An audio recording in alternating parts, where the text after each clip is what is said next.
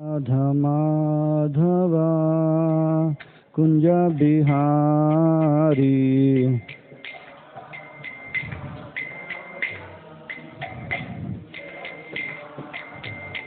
जय राधा माधवा कुंज बिहारी जय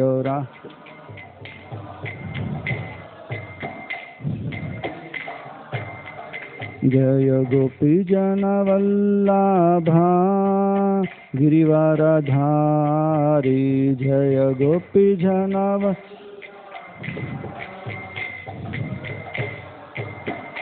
जय गोपी जन वल्लभा गिरिवरधारी जय गोपी जन गिरिवरधारी यशोधनंदना ब्रज जनरंजना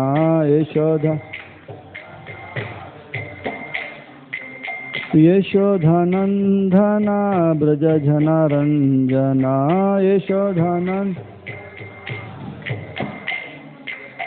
यशोधनंदना ब्रज जनरंजना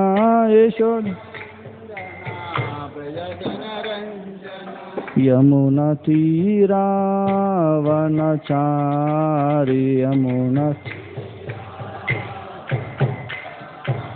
यमुना तीरा वनचारी यमुना तीरा जय राधा माधवा कुंज बिहारी जय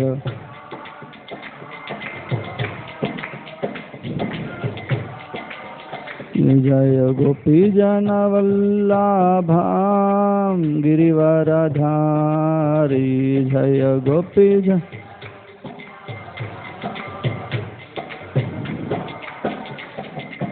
यशोधनंदना ब्रज जनरंजना यशोधनंदना ब्रज जनरंजना यमुना तीरा वनचारी यमुना तीरा हरे कृष्णा कृष्णा कृष्णा हरे हरे हरे राम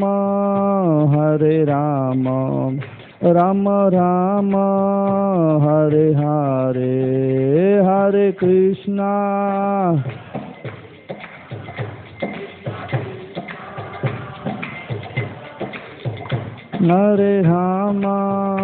हरे राम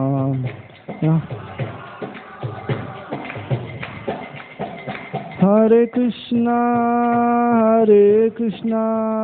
कृष्णा कृष्णा हरे हरे हरे राम राम राम हरे हरे हरे कृष्णा कृष्णा हरे हरे हरे राम राम राम हरे हरे जय श्री कृष्णा जय श्री कृष्णा श्री कृष्णा जय श्री कृष्णा जय श्री कृष्णा जय श्री कृष्णा जय जय प्रभुपाद जय जय प्रभुपाद जय जय प्रभुपाद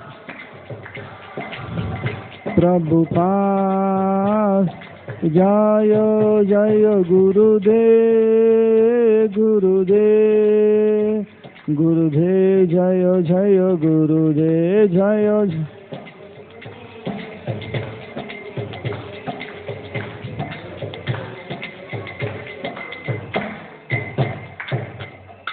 युगधर्म हरिनाम संकीर्तन की श्री कृष्ण भगवान की जगत गुरु स्वरूपाद की ಓಂ ನಮೋ ಭಗವತೆ ವಾಸುದೇವಾಯ. ಓಂ ನಮೋ ಭಗವತೆ ವಾಸುದೇವಾಯ. ಓಂ ನಮೋ ಭಗವತೆ ವಾಸುದೇವಾಯ. ಹರೇ ಕೃಷ್ಣ.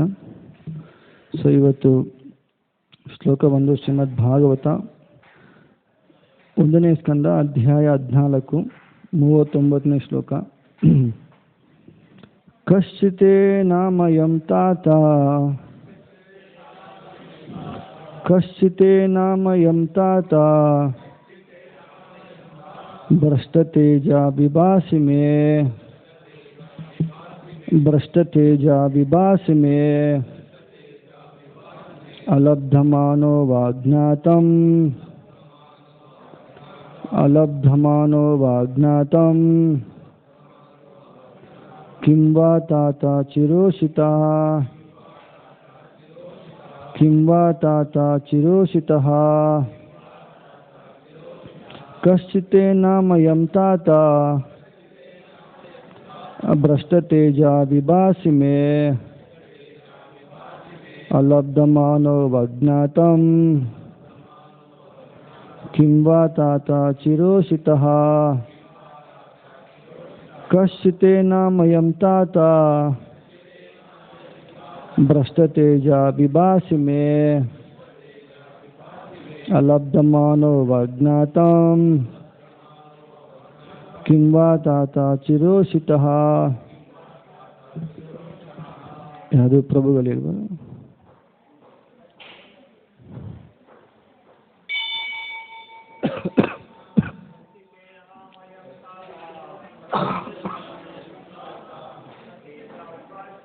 ಭ್ರಷ್ಟತೇಜಾ ವಿಭಾಸಿ ಮೇ ಅಲಬ್ಧಮಾನವಜ್ಞಾತಂ ಕಿಂ ವಾ ತಾತ ಚಿರೋಷಿತಃ. ಕಶ್ಚಿತೆ ನಾಮಯಂ ತಾತ ಭ್ರಷ್ಟತೇಜಾ ವಿಭಾಸಿ ಮೇ ಅಲಬ್ಧಮಾನವಜ್ಞಾತಂ ಕಿಂ ವಾ ತಾತ ಚಿರೋಷಿತಃ. ಮಾತಾಜಿ. ಕಶ್ಚಿತೋ ನಾಮಯಂ ತಾತ ಭ್ರಷ್ಟತೇಜಾ ವಿಭಾಸಿ.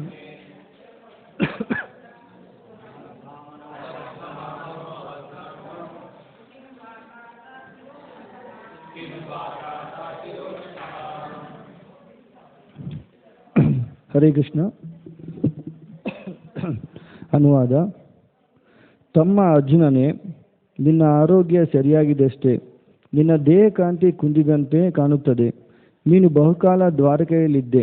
ಅಲ್ಲಿಯ ಇತರರು ನಿನ್ನನ್ನು ಅಗೌರವದಿಂದಲೋ ಅಲಕ್ಷ್ಯದಿಂದಲೋ ಕಂಡುದರಿಂದಾಗಿ ಹೀಗಾಗಿದೆಯೋ ಹೇಗೆ? ಭಾವಾರ್ಥ. ಕೃಷ್ಣ ಕೃಪಾಮೂರ್ತಿ ಅಭಯಚಾನಂದ ಭಕ್ತಿಯಿಂದ ಸ್ವಾಮಿ ಶ್ರೀ ಪ್ರಭುಪಾದರಿಂದ ಜಗದ್ಗುರು ಶ್ರೀ ಪ್ರಭುಪಾದಕ್ಕೆ ಜೈ. ಮಹಾರಾಜ ಯುಧಿಷ್ಠಿರನು ಅರ್ಜುನನನ್ನು ದ್ವಾರಕೆಯ ಕ್ಷೇಮದ ಬಗ್ಗೆ ಎಲ್ಲ ದೃಷ್ಟಿಗಳಿಂದಲೂ ಪ್ರಶ್ನಿಸಿದನು. ಸ್ವಯಂ ಶ್ರೀಕೃಷ್ಣನೇ ಅಲ್ಲಿ ಇರುವವರೆಗೆ ಅಶುಭವಾದದ್ದು ಏನೂ ಜರುಗಲಾರದೆಂಬ ನಿರ್ಣಯಕ್ಕೆ ಬಂದನು. ಆದರೆ ಅದೇ ಹೊತ್ತಿನಲ್ಲಿ ಅರ್ಜುನನು ಅವನಿಗೆ ಕಾಂತಿಹೀನನಾಗಿಯೂ ಕಂಡನು. ಆದ್ದರಿಂದ ಮಹಾರಾಜನು ಅವನ ಕ್ಷೇಮದ ಬಗ್ಗೆ ವಿಚಾರಿಸಿದನು ಮತ್ತು ಬೇರೆ ಹಲವು ಮುಖ್ಯ ಪ್ರಶ್ನೆಗಳು ಕೇಳಿದನು. ಓಮಜ್ಞಾನಾತಿಮಿರಾಂಧಸ್ಯ ಜ್ಞಾನಾಂಜನಶಲಾಕಯ ಚಕ್ಷುರುನ್ಮಿಲಿತಂ ಯೇನ ತಸ್ಮೈ ಶ್ರೀ ಗುರುವೇ ನಮಃ. ನಮೋ ಓಂ ವಿಷ್ಣುಪಾದಾಯ ಕೃಷ್ಣಪ್ರೇಷ್ಠಾಯ ಭೂತಲೆ ಶ್ರೀಮತೆ ಭಕ್ತಿವೇದಾಂತ ಸ್ವಾಮಿನಿತ್ಯನಾಮಿನೆ. ನಮಸ್ತೆ ಸಾರಸ್ವತಿ ದೇವಿ ಗೌರವಾಣಿ ಪ್ರಚಾರಿಣೆ ನಿರ್ವಿಶೇಷ ಶೂನ್ಯವಾದಿ ಪಾಶ್ಚಾತ್ಯದೇಶತಾರಿಣೆ. ವಾಂಛಾಕಲ್ಪತರುಭಯಶ್ಚ ಕೃಪಾ ಸಿಂಧುಭ್ಯೇವ ಚ ಪತಿತನಾಂ ಪಾವನೇಭ್ಯೋ ವೈಷ್ಣವೇಭ್ಯೋ ನಮೋ ನಮಃ. ಜೈ ಶ್ರೀ ಕೃಷ್ಣ ಚೈತನ್ಯ ಪ್ರಭು ನಿತ್ಯಾನಂದ ಶ್ರೀ ಅದ್ವೈತ ಗದಾಧರ ಶ್ರೀವಾಸಾದಿ ಗೌರಭಕ್ತವೃಂದ. ಹರೇ ಕೃಷ್ಣ ಕೃಷ್ಣ ಕೃಷ್ಣ ಹರೇ ಹರೇ ಹರೇ ಹರೇ ರಾಮ ರಾಮ ರಾಮ ಹರೇ ಹರೇ. ಹರೇ ಕೃಷ್ಣ. ಇವತ್ತೊಂದು ಶ್ಲೋಕ ಅಧ್ಯಾಯ 14 ಮೊದಲನೇ ಸ್ಕಂದ 39ನೇದು. ಯಾರಾದರೂ 14ನೇ ಅಧ್ಯಾಯ ಹೆಸರು ಏನಂತ ಹೇಳ್ಬೋದಾ? ಅಧ್ಯಾಯ 14ನೇ ಹೆಸರು 14ನೇ ಅಧ್ಯಾಯ ಹೆಸರು ಬಂದು ಕೃಷ್ಣನ ಅಂತರ್ಧಾನ ಅಂತ. ಏನು ಹೆಸರು? ಕೃಷ್ಣನ ಅಂತರ್ಧಾನ. ಸೊ ಕೃಷ್ಣ ಈ ಭೂಲೋಕಕ್ಕೆ ಬಂದ ಮೇಲೆ ಅವರೆಲ್ಲ ಲೀಲೆಗಳನ್ನ ಮುಗಿಸಿ ಮತ್ತೆ ಅವರವರ ಧಾಮಕ್ಕೆ ಹೇಗೆ ಹೋಗ್ತಾರೆ, ಅಂತರ್ಧಾನ ಆದಾಗ ಏನೆಲ್ಲ ನಡೀತು ದ್ವಾರಕದಲ್ಲಿ ಅನ್ನೋದ್ರ ಬಗ್ಗೆ ಈ ಅಧ್ಯಾಯದಲ್ಲಿ ಹೇಳ್ತಾರೆ. ಕೌರವರಿಗೆ ಪಾಂಡವರಿಗೆಲ್ಲ ಯುದ್ಧ ಎಲ್ಲ ಮುಗಿದಾದ ಮೇಲೆ ಕುರುಕ್ಷೇತ್ರದಲ್ಲಿ ಯುಧಿಷ್ಠಿರ ಮಹಾರಾಜನಾಗಿ ಮಾಡಿ ಕೃಷ್ಣ ಏನು ಮಾಡ್ತಾರೆ, ದ್ವಾರಕೆಗೆ ಹೋಗ್ತಾರೆ. ಹೋಗೋ ಟೈಮಲ್ಲಿ ಕುಂತಿದೇವಿ ಕೃಷ್ಣ ಪ್ರೇ ಮಾಡ್ತಾರೆ. ಏನಂತ ಪ್ರೇ ಮಾಡ್ತಾರೆ? ನೀವಿಲ್ಲೇ ಹಸ್ತಿನಾಪುರದಲ್ಲಿ ಅಂತ. ಯಾಕೆ ಹೇಳ್ತಾರೆ? ಕೃಷ್ಣ ಇದ್ದಾಗ ಪಾಂಡವ್ರಿಗೇನು ಕಷ್ಟ ಬಂದಿಲ್ಲ. ಏನೇ ಕಷ್ಟ ಬಂದರೂ ಯಾರು ನಿಂತರು ಅವ್ರ ಕಡೆ? ಕೃಷ್ಣ ಇದ್ದರು. ಹಾಗಾಗಿ ನಮಗೂ ಅಷ್ಟೇ, ಯಾರಾದರೂ ಒಳ್ಳೆ ಸಪೋರ್ಟರ್ ನಮ್ಮ ಜೊತೆ ಇದ್ದು ಸ್ವಲ್ಪ ದಿವಸ ನಮ್ಮನ್ನ ಬಿಟ್ಟು ಅವರು ಹೋಗಬೇಕಾದ್ರೆ ಸ್ವಲ್ಪ ನಮಗೆ ಕಷ್ಟ ಆಗುತ್ತೆ. ಕರೆಕ್ಟ್ ಅಲ್ವಾ? ನಮ್ಮ ಫ್ರೆಂಡ್ಸ್ ಆಗಲಿ ರಿಲೇಟಿವ್ಸ್ ಆಗಲಿ ತುಂಬ ಹತ್ತಿರದಿಂದ ಅವ್ರು ಸ್ವಲ್ಪ ದೂರ ಹೋದರೆ ಕಷ್ಟ ಆಗುತ್ತೆ. ಸೊ ಕುಂತಿದೇವನು ಒಂದು ಪ್ರಾರ್ಥನೆ ಮಾಡ್ತಾರೆ. ಏನಂತ ಪ್ರಾರ್ಥನೆ ಮಾಡ್ತಾರೆ? ನೀನು ಇಲ್ಲೇ ಇರು ಅಂತ ಹೇಳ್ತಾರೆ. ಜೊತೆಗೆ ಇನ್ನೊಂದು ಮುಖ್ಯವಾದ ಪ್ರಾರ್ಥನೆ ಮಾಡ್ತಾರೆ. ಏನಂತ ಪ್ರಾರ್ಥನೆ ಮಾಡ್ತಾರೆ? ನನಗೆ ಜಾಸ್ತಿ ಕಷ್ಟನೇ ಕೊಡು ಕೃಷ್ಣ, ಏನು ಸುಖ ಏನು ಬೇಡ ಅಂತ. ಯಾಕೆ? ಕಷ್ಟ ಕೊಟ್ಟರೆ ನೀನು ನಮ್ಮ ಜೊತೆ ಇದ್ದೇ ಇರ್ತೀಯ ಅಂತ. ಸುಖ ಇದ್ದಾಗ ನಾವು ಮರ್ತೋಗ್ತೀವಿ ಅಂತ ಭಯದಿಂದ. ಸೊ ಈ ಥರ ಕೃಷ್ಣ ಮತ್ತೆ ದ್ವಾರಕೆಗೆ ವಾಪಸ್ ಹೋಗ್ತಾರೆ. ದ್ವಾರಕೆಗೆ ಹೋದ್ಮೇಲೆ ಕೃಷ್ಣ ಎಷ್ಟೊಂದು ಸಹಾಯ ಮಾಡಿದ್ದಾರೆ. ಯಾರಿಗೆ? ಪಾಂಡವರಿಗೆ. ಸೊ ಯುಧಿಷ್ಠಿರ ಮಹಾರಾಜ ಏನು ಮಾಡ್ತಾರೆ, ಕೃಷ್ಣ ದ್ವಾರಕೆಗೆ ಹೋದ್ಮೇಲೆ ರಾಜ ಆಗಿ ಪಟ್ಟಾಭಿಷೇಕ ಆಗಿ ರಾಜ್ಯನ ಚೆನ್ನಾಗಿ ನೋಡ್ಕೊತಾ ಇರ್ತಾರೆ ಹಸ್ತಿನಾಪುರ. ನೋಡಾದ್ಮೇಲೆ ಅರ್ಜುನನ್ನ ದ್ವಾರಕೆಗೆ ಕಳಿಸ್ತಾರೆ. ಯಾಕೆಂದರೆ ಕೃಷ್ಣ ನಮ್ಗೆ ಇಷ್ಟೊಂದು ಸಹಾಯ ಮಾಡಿದ್ರು. ಇವಾಗ ಕೃಷ್ಣ ಮತ್ತು ಅವ್ರ ಮಕ್ಕಳು ಮತ್ತು ದ್ವಾರಕಾ ರಾಣಿಯರು ಇವರೆಲ್ಲ ಹೇಗಿದ್ದಾರೆ ಅದ್ರ ಬಗ್ಗೆ ಎಲ್ಲ ಸ್ವಲ್ಪ ವಿಚಾರ ನನಗೆ ತಿಳಿಸು. ನೀನು ದ್ವಾರಕೆಗೆ ಹೋಗ್ಬಿಟ್ಟು ಅಲ್ಲಿರೋಂಥ ವಿಚಾರ ತಿಳ್ಕೊಂಡು ಬಾ ಅಂತ ಹೇಳ್ತಾರೆ. ಅರ್ಜುನ ಏನು ಮಾಡ್ತಾರೆ? ಯುಧಿಷ್ಠಿರ ಮಹಾರಾಜ ಹೇಳ್ದಂಗೆ ದ್ವಾರಕೆಗೆ ಹೋಗ್ತಾರೆ. ಹೋದಾದಮೇಲೆ ಮತ್ತೆ ರಿಟರ್ನ್ ಬರಬೇಕಲ್ವ ಅರ್ಜುನ. ಸುಮಾರು ತಿಂಗಳಾಗುತ್ತೆ. ಅರ್ಜುನ ವಾಪಸ್ಸೇ ಬರೋದಿಲ್ಲ. ಎಷ್ಟು ತಿಂಗಳಾಗುತ್ತೆ ಅಂದರೆ ಸುಮಾರು ಭಾಗವತ ಮೇಲೆ ಹೇಳ್ತಾರೆ 7 ತಿಂಗಳಾಗುತ್ತೆ ಅಂತ. ಎಷ್ಟು ತಿಂಗಳಾಗುತ್ತೆ? 7 ತಿಂಗಳಾಗುತ್ತೆ. ಅರ್ಜುನ ವಾಪಸ್ಸೇ ಬಂದಿಲ್ಲ. ಅವಾಗ ಯುಧಿಷ್ಠಿರ ಮಹಾರಾಜ್ಗೆ ಏನಾಗುತ್ತೆ? ಭಯ ಆಗುತ್ತೆ. ಫಾರ್ ಎಕ್ಸಾಂಪಲ್ ನಾವು ನಮ್ಮ ಫ್ಯಾಮಿಲಿಯಲ್ಲಿ ಯಾರಾದರೂ ಒಂದು ಟ್ರಿಪ್ ಕಳಿಸಿದ್ದೀವಿ ಅಂತ ಅಂದ್ಕೊಳ್ಳಿ, 10 ಡೇಸು 12 ಡೇಸು ಟ್ರಿಪ್ಪು. ಅವರೊಂದು ಮಂತ್ ಬಂದಿಲ್ಲ ಅಂದರೆ ಏನು ಮಾಡ್ತೀವಿ ನಾವು? ಕೂಲಾಗಿರ್ತೀವ? ಅಂಥದ್ದು ಅರ್ಜುನನ ಕಳಿಸಿದ ಮೇಲೆ ದ್ವಾರಕೆಗೆ 7 ತಿಂಗಳು ವಾಪಸ್ ಬಂದಿಲ್ಲವಲ್ಲ, ಅವಾಗೇನಾಗುತ್ತೆ? ಯುಧಿಷ್ಠಿರಿಗೆ ಭಯ ಆಗುತ್ತೆ, ಯಾಕೆ ಅರ್ಜುನ ವಾಪಸ್ ಬಂದಿಲ್ಲ ಅಂತ. ಸೊ ಈ ಭಯ ಆಗುತ್ತೆ. ಮತ್ತು ಭಾಗವತ ಮೇಲೆ ಹೇಳ್ತಾರೆ ಭಯದಿಂದ ಕೆಲವೊಂದು ಶಕುನಗಳು ಸಹ ಕಾಣಿಸುತ್ತೆ. ಯಾರಿಗೆ? ಯುಧಿಷ್ಠಿರ ಮಹಾರಾಜ್ಗೆ. ನಾರ್ಮಲಾಗಿ ರಾಜ ಆ ರಾಜ್ಯನೆಲ್ಲ ನೋಡ್ಕೊತಾ ಇದ್ದರೆ ತುಂಬ ಚೆನ್ನಾಗಿರುತ್ತೆ ರಾಜ್ಯ. ಆದರೆ ಕೆಲವೊಂದು ಶಕುನ ಏನು ನೋಡ್ತಾರೆ ಯುಧಿಷ್ಠಿರ ಮಹಾರಾಜ ಅಂದರೆ, ಆ ಕಾಲದಲ್ಲಿ ದ್ವಾಪರ ಯುಗದಲ್ಲಿ ಇನ್ನೂ ಸತ್ಯ ಧರ್ಮ ಸ್ವಲ್ಪ ಇತ್ತು. ಅದರಲ್ಲಿ ಏನಾಗ್ತದೆ ಅಂದರೆ ಸ್ನೇಹಿತರ ಮಧ್ಯೆ ಜಗಳಗಳಾಗ್ತಾ ಇತ್ತಂತೆ. ಅದಾದಮೇಲೆ ತಂದೆ ತಾಯಿ ಮಕ್ಕಳು ಈ ಸಂಬಂಧ ಇದೆಯಲ್ವಾ, ಇದರಲ್ಲಿ ತುಂಬ ಜಗಳ ಆಗ್ತಾಯಿತ್ತು ಮತ್ತು ಅಶಾಂತಿ ಇತ್ತು. ಫ್ಯಾಮಿಲಿಯಲ್ಲಿ ನೆಮ್ಮದಿ ಇಲ್ಲ. ಅದಾದಮೇಲೆ ಭೀಮಸೇನ್ಗೂ ಕೆಲವೊಂದು ಶಕುನಗಳು ಕಾಣಿಸ್ತು. ನರಿಗಳು ತುಂಬ ಬೊಗಳೋದು, ನಾಯಿಗಳು ಅಡ್ಡ ಬರೋದು, ಇದೆಲ್ಲ ಸುಮಾರು ಶಕುನ ಎಲ್ಲ ಕಾಣಿಸ್ತು. ಕಾಣಿಸ್ದ ತಕ್ಷಣ ಯುಧಿಷ್ಠಿರಿಗೆ ಆಯಿತು, ಭಯ ಆಯಿತು. ಯಾಕೆಂದರೆ ನಾರ್ಮಲಾಗಿ ನಾವು ಥಿಂಕ್ ಮಾಡ್ತೀವಲ್ಲ, ನಮಗೆ ಸ್ವಲ್ಪ ಎಡಗನ್ನೇ ಏನಾದರೂ ಸ್ವಲ್ಪ ಆ ಕಡೆ ಮೇಲೆ ಕಡೆ ಹೊಡೆದು ಏನಂತ ಅಂದ್ಕೊತೀವಿ, ಇವತ್ತಿನ ನನಗೆ ಕೆಟ್ಟದಾಗೋದಿದೆ, ಅದಕ್ಕೆ ನನಗೇನಾದರೂ ಸೂಚನೆ ಕಾಣಿಸ್ತಾ ಇದೆ ಅಂತ. ಸೊ ಅದೇ ಥರ ಯುಧಿಷ್ಠಿರ ಮಹಾರಾಜ ನೋಡ್ತಾರೆ, ರಾಜ್ಯದಲ್ಲಿ ತುಂಬ ಶಕುನಗಳೆಲ್ಲ ಕಾಣಿಸ್ತಾ ಇದೆ. ಸೊ ನಾರದರಿಗೆ ಇದು ಯುಧಿಷ್ಠಿರ ಮಹಾರಾಜನಿಗೆ ಒಂದು ನೆನಪಾಗುತ್ತೆ. ಏನು ನೆನಪಾಗುತ್ತೆ ಅಂದರೆ, ಈ ಥರ ಎಲ್ಲ ಅಪಶಕನ ಎಲ್ಲ ಕಾಣಿಸ್ತಾ ಇದೆ. ನಾರದ ಮಹರ್ಷಿನೂ ಒಂದು ಮಾತು ಹೇಳಿದರು. ಏನಂತ ಹೇಳಿದ್ರು? ಕೃಷ್ಣಂದು ಲೀಲೆ ಎಲ್ಲ ಮುಗಿಸಿ ಇಲ್ಲಿಂದ ಹೊರಡ್ತಾ ಇದ್ದಾರೇನೋ, ಅದಕ್ಕೆ ಈ ಥರ ಶಕುನಗಳೇನೋ ಆಗ್ತಾ ಇದೀನೋ ಅಂತ ಹೇಳಿ ಅವ್ರಿಗೂ ಒಂದು ಏನಾಗುತ್ತೆ, ಒಂದು ಭಯ ಬರುತ್ತೆ. ಅವ್ರು ಥಿಂಕ್ ಮಾಡ್ತಾರೆ, ಮೋಸ್ಟ್ ಆಫ್ ಆಲ್ ಇನ್ನು ಕೃಷ್ಣ ಈ ಲೋಕವನ್ನು ಬಿಟ್ಟು ಅವ್ರ ಲೀಲೆಗಳನ್ನ ಮುಗಿಸಿದಾರಂತ ಅವ್ರು ಥಿಂಕ್ ಮಾಡ್ತೀವಿ. ಯುಧಿಷ್ಠಿರ ಮಹಾರಾಜ್ ಅರ್ಥ ಆಗ್ತಾ ಇದೆಯಲ್ವಾ? ಸೊ ಇದೆಲ್ಲ ಆದಮೇಲೆ ಸುಮಾರು 7 ತಿಂಗಳ ಕಾಲ ಆಗುತ್ತೆ. ಮತ್ತು ಅರ್ಜುನ ವಾಪಸ್ ಬರ್ತಾರೆ. ಅರ್ಜುನ ವಾಪಸ್ ಬಂದಾಗ ಇವಾಗ ಯುಧಿಷ್ಠಿರ ಮಹಾರಾಜು ಅರ್ಜುನ ನೋಡಿ ಮಾತಾಡ್ತಾ ಇದ್ದಾರೆ. ಅದೇ ಈ 39ನೇ ಶ್ಲೋಕ. ಏನು ಹೇಳ್ತಾರೆ? ಕಶ್ಚಿತೆ ನಾಮಯಂ ತಾತ ಭ್ರಷ್ಟೆ ತೇಜ ವಿಭಾಸಿಮೆ. ಅರ್ಜುನ ಸಾಮಾನ್ಯವಾಗಿ ಹೆಂಗಿರ್ತಾರೆ ನೋಡೋದಕ್ಕೆ ತುಂಬ ಚೆನ್ನಾಗಿರ್ತಾರೆ, ಕರೆಕ್ಟ್ ಅಲ್ವಾ? ಗ್ರೇಟ್ ವಾರಿಯರ್ಸಲ್ಲಿ ಅರ್ಜುನನು ಸಹ ಒಬ್ಬರು. ಇಲ್ಲಿನ ವಿಶ್ವದಲ್ಲೇ ನೋಡಿದಾಗ ಅರ್ಜುನ ಯಾವ ಥರ ಕುರುಕ್ಷೇತ್ರ ಯುದ್ಧದಲ್ಲಿ ಯುದ್ಧ ಮಾಡಿದ್ರು, ಅದಾದಮೇಲೆ ಅವ್ರದ್ದು ಸ್ವಯಂವರ ಏನಾಗಿದೆ, ಇದನ್ನೆಲ್ಲ ನೋಡಿದಾಗ ಅವ್ರದ್ದು ಕಾನ್ಸಂಟ್ರೇಷನು ಮತ್ತು ಅವ್ರದ್ದು ಏಕಾಗ್ರತೆ ಎಲ್ಲ ಎಷ್ಟು ಚೆನ್ನಾಗಿದೆ. ಅವರು ಮೈಯಲ್ಲಿ ಒಂದು ಕಾಂತಿನೂ ಸಹ ಇರುತ್ತೆ. ಅದೆಲ್ಲ ಹೇಗಿರುತ್ತೆ ಅನ್ನೋದು ನಾವು ನೋಡಿದ್ವಿ, ಶಾಸ್ತ್ರ ಎಲ್ಲ ಕೇಳಿಸ್ಕೊಂಡಿದ್ವಿ. ಸೊ ಇಲ್ಲೇನಾಗ್ತದೆ, ದ್ವಾರಕೆಯಿಂದ ಅರ್ಜುನ ಬಂದಾಗ ಏನಾಯಿತು, ಯುಧಿಷ್ಠಿರ ಮಹಾರಾಜು ಅರ್ಜುನನ ನೋಡಿದ್ರು. ಏನಾಯಿತು ನೋಡಿದ್ರೆ ಅರ್ಜುನ ದೇಹದಲ್ಲಿ ಕಾಂತಿನೇ ಇಲ್ಲ. ಏನಿಲ್ಲ? ಕಾಂತಿ ಇಲ್ಲ, ಫುಲ್ಲು ಡಲ್ ಆಗಿದ್ದಾರೆ. ತಕ್ಷಣ ಅವ್ರಿಗೆ ಭಯ ಆಯಿತು. ಯಾಕೆಂದರೆ ಅರ್ಜುನ ಯಾರು? ಯುಧಿಷ್ಠಿರಿಗೆ ಏನಾಗಬೇಕು? ಅವರು ತಮ್ಮ ಆಗಬೇಕು. ಸೊ ತನ್ನ ತಮ್ಮ ದೇಹದಲ್ಲಿ ಕಾಂತಿ ಕಡಿಮೆ ಆಗಿದೆ. ಅದಾದಮೇಲೆ ಅವ್ರದ್ದು ಆರೋಗ್ಯ ಪರಿಸ್ಥಿತಿನೂ ಸ್ವಲ್ಪ ಆ ಕಡೆ ಈ ಕಡೆ ಏನೋ ಆಗಿದೆಯೇನೋ ಅಂತ ಹೇಳಿ ಯುಧಿಷ್ಠಿರ ಮಹಾರಾಜನಿಗೆ ಭಯ ಆಯಿತು. ಭಯ ಆಗಿ ಪ್ರಶ್ನೆ ಕೇಳ್ದ, ಏನಕ್ಕೆ ನಿನ್ನ ದೇಹದಲ್ಲಿ ಕಾಂತಿ ಕಡಿಮೆ ಆಗಿದೆ? ಅದಕ್ಕೆ ಈ ಶ್ಲೋಕದಲ್ಲಿ 3 ರೀಸನ್ ಕೊಡ್ತಾರೆ. 3 ಪ್ರಾಬ್ಲಮ್ಸಿಂದ ಒಬ್ಬನ ಮನುಷ್ಯನ ದೇಹದಲ್ಲಿ ಕಾಂತಿ ಕಡಿಮೆ ಆಗ್ಬೋದು ಅಂತ. ಯಾವ್ದಂತ ಹೇಳಿದ್ರೆ ಇಲ್ಲಿ ಹೇಳ್ತಾರೆ, ಒಂದು, ನಮ್ಮನ್ನ ಯಾರಾದರೂ ಅಲಕ್ಷ್ಯ ಮಾಡಿದಾಗ, ಅಲಕ್ಷ್ಯ ಅಂದರೆ ಏನು? ನೆಗ್ಲೆಕ್ಟ್ ಮಾಡಿದಾಗ ಏನಾಗುತ್ತೆ? ನಮ್ಗೇನಾಗುತ್ತೆ? ದುಃಖ ಆಗುತ್ತೆ. ಫಾರ್ ಎಕ್ಸಾಂಪಲ್ ಲಕ್ಷ್ಮಣ ಪ್ರಭು ಟೆಂಪಲ್ಗೆ ಬಂದಾಗ ಯಾರು ನಾವು ಲಕ್ಷ್ಮಣ ಪ್ರಭು ನಾವು ಮಾತಾಡ್ಸೇ ಇಲ್ಲ, ಯಾರು ಮಾತಾಡ್ಸಿದ್ರೆ ಏನಾಗುತ್ತೆ? ದುಃಖ ಆಗುತ್ತೆ. ಕಾಮನ್ ಅಲ್ವ ಅದು? ಒಂದು ಅಲಕ್ಷ್ಯದಿಂದ.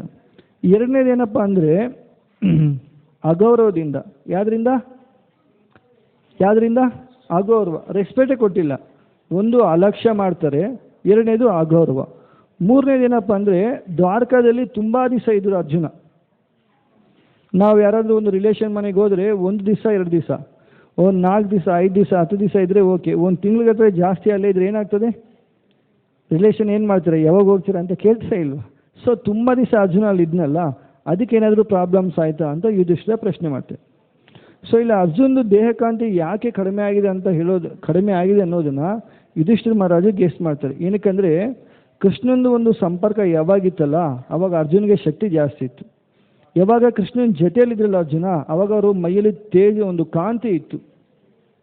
ಸೊ ಯಾವಾಗ ಕೃಷ್ಣ ಅಲ್ಲಿ ಇಲ್ಲ ಅಂತ ಯುಧಿಷ್ಠಿರ ಮಹಾರಾಜಗೆ ಸ್ಪಷ್ಟ ಆಗುತ್ತೆ. ಸೊ ಕೃಷ್ಣನ ಅರ್ಜುನ ಸಂಪರ್ಕದಲ್ಲಿ ಇಲ್ಲ ಆಗಿರೋದ್ರಿಂದ ಅವನ ದೇಹದಲ್ಲಿ ಕಾಂತಿ ಕಡಿಮೆ ಆಯಿತು.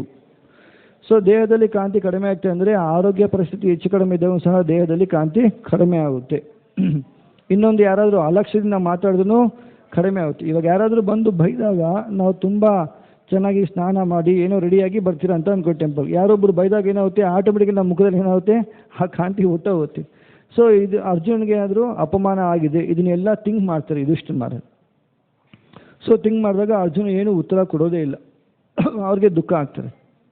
ಆದರೆ ಒಂದು ವಿಚಾರ ಇಲ್ಲಿ ಭಾಗವತ ಹೇಳ್ತಾರೆ, ಯಾಕೆ ಅವರು ಅರ್ಜುನ ಬಾಡಿಯಲ್ಲಿ ಕಾಂತಿ ಕಡಿಮೆ ಆಯಿತು ಅಂದರೆ ಒಂದು ಕೃಷ್ಣನ ಸಂಪರ್ಕ ಇಲ್ಲ ಅಂತ. ಸೊ ಇದನ್ನೇ ಶಾಸ್ತ್ರದಲ್ಲೂ ಹೇಳ್ತಾರೆ, ಯಾವಾಗ ನಾವು ಭಗವಂತನ ಹತ್ರ ಅಥವಾ ಭಕ್ತರ ಸಂಘದಲ್ಲಿ ಇದ್ದಾಗ ಆ ಭಕ್ತರದ್ದು ತೇಜಸ್ಸೇ ಒಂಥರ ಇರುತ್ತೆ ಅಂತ ನಾವು ನೋಡ್ಬೋದು. ಯಾರಾದರೂ ಬ್ರಹ್ಮಚಾರಿಗಳನ್ನ, ಮತ್ತು for example ಪೂಜ್ಯರಾದಂಥ Jayapataka ಸ್ವಾಮರು, something Radhana ಸ್ವಾಮಿ, ಲೋಕನಾಥ ಸ್ವಾಮಿ, ನಾವೆಲ್ಲ ನೋಡಿದಾಗ ಅವ್ರ ಸನ್ಯಾಸಿಗಳು ಬಂದಾಗ ಆ ದೇಹದಲ್ಲಿ ಕಾಂತಿನೇ ಬೇರೆ ಇರುತ್ತೆ. ಕರೆಕ್ಟ್ ಅಲ್ವಾ? ಅಬ್ಸರ್ವ್ ಮಾಡಿದಿರೇ ಇಲ್ವಾ? ಅವ್ರನ್ನ ನೋಡೋದಕ್ಕೆ ಒಂದು ಕಾಂತಿ ಇರುತ್ತೆ. ಬ್ರಹ್ಮಚಾರಿಗಳನ್ನ ಅವ್ರ ಹತ್ರ ಹೋದ್ರೆ ಅದೇ ಒಂಥರ ಸ್ಮೆಲ್ಲು, ಒಂದು ವೈಬ್ರೇಷನ್ ಇರುತ್ತೆ, ಅವ್ರದ್ದೇ ಒಂದು ಅಂತ ಔರ ಇರುತ್ತೆ. ಯಾಕೆ? ಅವರು ತುಂಬ ಚೆನ್ನಾಗಿ ಕೃಷ್ಣ ಪ್ರಜ್ಞೆ ಇರ್ತಾರೆ, ಕೃಷ್ಣನ ಹತ್ರ ಸಂಬಂಧ ಇರುತ್ತೆ. ಸೊ ಅರ್ಜುನನ ಆ ಸಂಬಂಧ ಕಳ್ಕೊಂಡಿದ್ದಾನೇನೋ, ಅದಕ್ಕೆ ಅವನ ದೇಹದಲ್ಲಿ ಕಾಂತಿ ಎಲ್ಲ ಕಡಿಮೆ ಆಯಿತು ಅಂತ ಹೇಳ್ತಾರೆ. ಎರಡನೇದು, ನಾವೊಂದು 3 ವಿಚಾರ ಹೇಳಿದ್ವಿ. ಒಂದು ತುಂಬ ದಿವಸ ಇರೋದ್ರಿಂದ, ಎರಡನೇದು ಅಲಕ್ಷ್ಯದಿಂದ, ಮೂರನೇದು ಏನಪ್ಪ ಅಂದರೆ ಅಗೌರವದಿಂದ. ಸೊ ಈ 3 ಭಾಗವತಂ ನಾವೇನು ಅರ್ಥ ಮಾಡಬೇಕಂದ್ರೆ, ನಾವು ಭಕ್ತರಾಗಿರೋರು ಯಾರಿಗೂ ಸಹ ಅಗೌರವವನ್ನು ಕೊಡಬಾರ್ದಂತೆ, ಪ್ರತಿಯೊಬ್ಬರಿಗೂ ಗೌರವ ನೀಡಬೇಕು ಅಂತ ಹೇಳ್ತಾರೆ. ಯಾಕೆಂದರೆ ಇಸ್ಕಾನಲ್ಲಿ ಕೆಲವೊಂದು ರೂಲ್ಸ್ ಆ್ಯಂಡ್ ರೆಗ್ಯುಲೇಷನ್ಸು ಇದೆ. ಫಾರ್ ಎಕ್ಸಾಂಪಲ್ ಇಸ್ಕಾನಲ್ಲಿ ಯಾರಾದರೂ ದೀಕ್ಷೆ ತಗೊಂಡ್ರೆ ಏನು ಮಾಡಬೇಕು, ಕನಿಷ್ಠ ಪಕ್ಷ 16 ಮಾಲೆ ಜಪ ಮಾಡಲೇಬೇಕು ಅಂತ ಹೇಳ್ತಾರೆ. 4 ನಿಯಂತ್ರಿತ ತತ್ವಗಳು ಫಾಲೋ ಮಾಡಲೇಬೇಕಂತ. ಅದರಲ್ಲಿ ಇನ್ನೊಂದು ಇಸ್ಕಾನ್ದು ಒಂದು ಕಡ್ಡಾಯವಾದ ಮೂಲಭೂತ ಏನಪ್ಪ ಇದೆ ಅಂತ ಹೇಳಿದ್ರೆ, ಯಾರಾದರೂ ನಮ್ಮ ಎದುರುಗಡೆ ಬಂದಾಗ ನಾವು ಅವ್ರಿಗೆ ಪ್ರತಿಯೊಬ್ಬರಿಗೆ ಗೌರವ ಸೂಚನೆ ಮಾಡಲೇಬೇಕು ಅಂತಲೂ ಒಂದು ಕಡ್ಡಾಯವಂತ, ಅಂದರೆ ಕಂಪಲ್ಸರಿ ಮಾಡಬೇಕಂತ ಒಂದು ವಿಧಿ ಇದೆ. ಯಾಕಂದರೆ ಇಸ್ಕಾನಲ್ಲಿ ಸನಾತನ ಧರ್ಮ ಪ್ರಚಾರ ಮಾಡೋದ್ರಿಂದ ಇಲ್ಲಿ ಯಾರು ಬೇಕಾದರೆ ಬರ್ಬೋದು. ಕರೆಕ್ಟ್ ಅಲ್ವಾ? ಹಿಂದೂ ಮುಸ್ಲಿಂ ಅವರು ಇರೋಂಥ ಏನೂ ಇಲ್ಲ, ಯಾರು ಬೇಕಾದ್ರೂ ಬರ್ಬೋದು. ಸೊ ಇಸ್ಕಾನ್ದು ಒಂದು ಏನು ಗೌಡಿಯ ಪರಂಪರೆ ಇದೆ, ಇದರಲ್ಲಿ ನಾವು ನೋಡಿದಾಗ ಪ್ರತಿಯೊಂದು ಜೀವಾತ್ಮನಿಗೂ ಸಹ, ಪ್ರತಿಯೊಂದು ಜೀವಿಗೂ ಸಹ ಗೌರವ ಕೊಡಲೇಬೇಕು ಅನ್ನೋದನ್ನು ಶಾಸ್ತ್ರದಲ್ಲಿ ಹೇಳ್ತೀವಿ. ಯಾಕೆ ಗೌರವ ಕೊಡಬೇಕು? ನಾವು ಎದುರುಗಡೆ ವ್ಯಕ್ತಿಗೆ ಗೌರವ ಯಾಕೆ ಕೊಡಬೇಕಂತ ಹೇಳಿದ್ರೆ, ಆ ವ್ಯಕ್ತಿಗಲ್ಲ, ವ್ಯಕ್ತಿ ಒಳಗೆ ಯಾರು ಕೂತಿರ್ತಾರೆ? ಪರಮಾತ್ಮ ಇರ್ತಾರೆ. ಪರಮಾತ್ಮ ಕ್ಷೀರೋದಕ್ಷ ವಿಷ್ಣು ಅವರು ಒಳಗಡೆ ಕೂತಿರ್ತಾರೆ. ಹಾಗಾಗಿ ನಾವೇನು ಮಾಡಬೇಕು? ಅವ್ರಿಗೆ ಗೌರವ ಸೂಚನೆ ಮಾಡಬೇಕು, ಪರ್ಸನ್ಗಲ್ಲ, ಅವ್ರಿಗೆ ನಾವೇನು ಮಾಡಬೇಕು? ಗೌರವ ಕೊಡಬೇಕು ಅಂತ ಹೇಳ್ತಾರೆ. ಅದಕ್ಕೆ ಶ್ರೀಲ ಪ್ರಭುಪಾದರು ಹೇಳ್ತಾರೆ ಒಂದು ಕಡೆ, ಎಷ್ಟು ಚೆನ್ನಾಗಿ ಹೇಳ್ತಾರೆ ಅಂದರೆ, Srila Prabhupada thought that the material body is the temple of the supreme lord. ಈ ದೇಹ ಏನಿದೆಯಲ್ವಾ, ಇದು ಭಗವಂತನ ಒಂದು ಆಲಯ ಇದ್ದಂಗೆ. ಮುಂದೆ ಹೇಳ್ತಾರೆ, just as one offer respect to the temple building because it belongs to the lord. ನಾವೊಂದು ದೇವಸ್ಥಾನ ಅಂತ ಹೇಳಿದ್ರೆ ಅದಕ್ಕೆ ತುಂಬ ಗೌರವ ಕೊಡ್ತೀವಿ. ಯಾಕೆ ಗೌರವ ಕೊಡ್ತೀವಿ? ಇದು ಭಗವಂತ ಇರುವಂಥ ಸನ್ನಿಧಾನ, ಕರೆಕ್ಟ್ ಅಲ್ವಾ? ನಾವೆಲ್ಲಾದರೂ ಫಿಲಿಮ್ಗೋ ಮತ್ತೊಂದು ಕಡೆ ಹೋಗ್ಬೇಕಂತ ಹೇಳಿದ್ರೆ ಸ್ನಾನ ಮಾಡಲ್ಲ, ಹೆಂಗಂದ್ರೆ ಹಂಗೆ ಹೊಟ್ಟೋಗ್ತೀವಿ. ಆದರೆ ದೇವಸ್ಥಾನ ಬರಬೇಕಂದ್ರೆ ತುಂಬ ಶುಚಿಯಾಗಿ ಬರ್ತೀವಿ. ಯಾಕೆ ಬರ್ತೀವಿ? ಇಲ್ಲಿ ಯಾರಿದ್ದಾರೆ? ಭಗವಂತ ಇದ್ದಾರೆ. ಸೊ ಭಗವಂತ ನಿಲ್ಲಿಸಿರುವಂಥ ಆಲಯ, ಹಾಗಾಗಿ ಈ ಆಲಯಕ್ಕೆ ನಾವೇನು ಮಾಡ್ತೀವಿ? ರೆಸ್ಪೆಕ್ಟ್ ಕೊಡ್ತೀವಿ. ಅದೇ ಥರನ ಪ್ರಭುಪಾದ ಹೇಳ್ತಾರೆ, ಈ ದೇಹನೂ ಸಹ ಭಗವಂತ ಪರಮಾತ್ಮ ಇರುವಂಥ ಜಾಗ, ಹಾಗಾಗಿ ಇದಕ್ಕೆ ರೆಸ್ಪೆಕ್ಟ್ ಕೊಡಬೇಕು. ಹಾಗಾಗಿನೇ ಶ್ರೀಲ ಪ್ರಭುಪಾದ ಹೇಳ್ತಾರೆ, ನಾವು ಪ್ರತಿಯೊಂದು ಜೀವಾತ್ಮನಿಗೂ ಸಹ ಏನು ಮಾಡಬೇಕು? ರೆಸ್ಪೆಕ್ಟ್ ಕೊಡಬೇಕು ಅಂತ. ಸೊ ಇಲ್ಲಿ ಯುಧಿಷ್ಠಿರ ಮಹಾರಾಜು ಹೇಳ್ತಾ ಇದ್ದಾರೆ, ಮೋಸ್ಟ್ಲಿ ಅರ್ಜುನ್ಗೆ ಏನಾಗಿದೆ, ಅಲ್ಲಿ ರೆಸ್ಪೆಕ್ಟ್ ಸಿಗಲಿಲ್ಲ. ಯಾಕೆ ಸಿಗಲಿಲ್ಲ? ತುಂಬ ಜಾಸ್ತಿ ಹೊತ್ತು ಕಾಲ ಅಲ್ಲಿದ್ದ, ಅದಕ್ಕೆ ರೆಸ್ಪೆಕ್ಟ್ ಸಿಗಲಿಲ್ಲ ಅಂತ ಹೇಳ್ತಾರೆ. ಮತ್ತು ಇನ್ನೊಂದು ಎಕ್ಸಾಂಪಲ್ ಯಾಕೆ ರೆಸ್ಪೆಕ್ಟ್ ಕೊಡಬೇಕು ಅಂತ ಹೇಳಿದ್ರೆ, ಚೈತನ್ಯ ಮಹಾಪ್ರಭು ಚೈತನ್ಯ ಶಿಷ್ಟಾಷ್ಟಕದಲ್ಲಿ ಹೇಳ್ತಾರೆ, ಮೂರನೇ ಶಿಷ್ಟಾಷ್ಟಕದ ಮೂರನೇ ಶ್ಲೋಕ ಯಾವುದು ಮೂರನೇ ಶ್ಲೋಕ? ತೃಣಾದಪಿ ಸುನೀಚೇನ ತರೋರೇವ ಸಹಿಷ್ಣುನ ಅಮಾನೀನ ಮಾನದೇನ ಕೀರ್ತನೆಯ ಸದಾ. ಸೊ ಅದರಲ್ಲಿ ಹೇಳ್ತಾರೆ, ಹುಲ್ಲುಕಟ್ಟಿನಿಂದ ವಿನಮ್ರರಾಗಿ ನಾವು ಇರಬೇಕು. ಎರಡನೇದು, ಮರಕ್ಕಿಂತ ಹೆಚ್ಚು ಸಹಿಷ್ಣುರಾಗಿರಿ. ಒಂದು ಮರ ಯಾವಾಗಲೂ ಸಹಿಷ್ಣುತೆಯಿಂದ ಇರುತ್ತೆ. ಏನಾದರೂ ಒಂದು ಹಣ್ಣು ಬೇಕೆಂದರೆ ಮರದಲ್ಲಿ ಕಲ್ಲಲ್ಲಿ ಹೊಡೆದ್ರೆ ಮರ ಯಾವತ್ತೂ ರಿಟರ್ನ್ ಹೊಡಿತದ? ಮರನೂ ಕಲ್ಲು ತಗೊಂಡು ನಮ್ಗೆ ಹೊಡೆದಿರೋದು ಯಾವತ್ತೂ ಇದೆಯಾ? ಯಾವತ್ತೂ ಇಲ್ಲ. ಸೊ ಹಾಗಾಗಿ ನಾವು ಯಾವಾಗಲೂ ಸಹಿಷ್ಣುರಾಗಿರಬೇಕು ವೈಷ್ಣವರಂದರೆ. ಮೂರನೇದು, ಯಾವುದೇ ಪ್ರತಿಜ್ಞೆಯಾಗಿ ನಿರೀಕ್ಷಿಸಿದೆ ಅಂದರೆ, ನಾರ್ಮಲಾಗಿ ಒಂದು ಏನಿದೆ, ನಾನು ನೋಡಿ, give respect and take respect. ಆದರೆ ವೈಷ್ಣವ ಫಿಲಾಸಫಿ ಏನು? Give respect and don't expect respect ಅಂತ. ನಾವು ರೆಸ್ಪೆಕ್ಟ್ ಕೊಡಬೇಕು, ಅವ್ರು ಕೊಟ್ಟಿಲ್ಲ ಅಂದ್ರೂ ಎಕ್ಸ್ಪೆಕ್ಟ್ ಮಾಡಲೇಬಾರ್ದು ಅಂತ ಹೇಳ್ತಾರೆ. ಹಾಗಾಗಿ ಪ್ರತಿಯೊಂದು ಜೀವಾತ್ಮನಿಗೆ ಗೌರವ ಕೊಡಲೇಬೇಕು ಅನ್ನೋದನ್ನು ನಾವು ಶ್ರೀಲ ಪ್ರಭುಪಾದ ಮತ್ತು ಚೈತನ್ಯ ಮಹಾಪ್ರಭುವಿಂದ ಕಲಿತೀವಿ. ಮೊದಲನೇದಾಗಿ ಗೌರವ. ಎರಡನೇದು, ಅಲಕ್ಷ್ಯದಿಂದ ಯಾರನ್ನೂ ಸಹ ನಾವು ಅಲಕ್ಷ್ಯ ಮಾಡಬಾರ್ದು. ಅಲಕ್ಷ್ಯ ಅಂದರೆ ಅದು ಯಾರಾದರೂ ಬಂದರೆ ಅವ್ರನ್ನ ನಾವು ಸ್ಪಂದನೆ ಮಾಡದೇ ಇರೋದು, ಅಥವಾ ಒಂದು ದುಃಖ ಆಗೋ ಥರ ಮಾತಾಡೋದು, ಇದೆಲ್ಲ ಮಾಡಿದಾಗ ಅಲಕ್ಷ್ಯ ಮಾಡಿದ್ರೆ ಕಷ್ಟ ಆಗುತ್ತೆ ಅಂತ ಹೇಳ್ತಾರೆ. ಮೂರನೇದು, ತುಂಬ ದಿವಸದಲ್ಲಿ ದ್ವಾರಕ ಇದು ಅಂತಲೂ ಹೇಳಿದ್ವಿ. ಸೊ ಈ ರೀತಿಯಿಂದ ಅವ್ರಿಗೆ ದುಃಖ ಆಗಿದೆ, ದುಃಖ ಆದಮೇಲೆ ಮನಸ್ಸು ಅವರು ಬಾಡಿಯಲ್ಲಿ ಏನಿದೆ, ಒಂದು ದೇಹದಲ್ಲಿ ಕಾಂತಿ ಅನ್ನೋದು ತುಂಬ ಕಡಿಮೆ ಆಗಿದೆ ಅನ್ನೋದನ್ನ ನಾವು ನೋಡ್ತೀವಿ. ಆದಮೇಲೆ ಭಾವಾರ್ಥದಲ್ಲಿ ಹೇಳ್ತಾರೆ, ಮಹಾರಾಜ ಯುಧಿಷ್ಠಿರನು ಅರ್ಜುನ ದ್ವಾರಕೆಗೆ ಕ್ಷೇಮದ ಬಗ್ಗೆ ಎಲ್ಲ ದೃಷ್ಟಿಯಿಂದ ಪ್ರಶ್ನಿಸಿದನು. ಸೊ ಈ 38 ಶ್ಲೋಕದಂಕ ಏನಿತ್ತು ನಮ್ದು ಅಂತ ಹೇಳಿದ್ರೆ ಎಲ್ಲ ನಾವು ನೋಡಿದ್ವಿ. ಯಾವ ಥರ ಫ್ಯಾಮ್ಲಿಗಳಲ್ಲಿ ಜಗಳ ಬರ್ತಾಯಿತ್ತು, ಗಂಡ ಹೆಂಡತಿ ಹತ್ರ ಜಗಳ ಬರ್ತಾಯಿತ್ತು, ತಂದೆ ತಾಯಿ ಜಗಳ ಆಗ್ತಾಯಿತ್ತು, ಮತ್ತು ನರಿಗಳು ನಾಯಿಗಳೆಲ್ಲ ಹೋರಾಡ್ತಾ ಇತ್ತು, ಕಾಲಕ್ಕೆ ಏನೂ ಸರಿಯಾಗಿ ಉತ್ಪಾದನೆ ಆಗ್ತಾಯಿಲ್ಲ. ಇದು ಎಲ್ಲ ಪ್ರಾಬ್ಲಮ್ಸ್ ಎಲ್ಲ ಯುಧಿಷ್ಠಿರ ಮಹಾರಾಜು ಕಂಡ್ರು. ಅದ್ರ ಬಗ್ಗೆ ಅವ್ರು ಏನು ಮಾಡಿದ್ರು? ಪ್ರಶ್ನೆ ಮಾಡಿದ್ರು. ಎರಡನೇದು, ಸ್ವಯಂ ಕೃಷ್ಣನೇ ಅಲ್ಲಿ ಇರುವವರೆಗೆ ಅಶುಭವಾದದ್ದು ಏನೂ ಜರುಗಲಾರದೆಂಬ ನಿರ್ಣಯಕ್ಕೆ ಬಂದನು. ಯುಧಿಷ್ಠಿರ ಮಹಾರಾಜನಿಗೆ ಗೊತ್ತು, ಎಲ್ಲಿ ಕೃಷ್ಣ ಇರ್ತಾರಲ್ವಾ ಅಲ್ಲಿ ಖಂಡಿತ ಕಷ್ಟ ಅನ್ನೋದು ಇರೋದೇ ಇಲ್ಲ.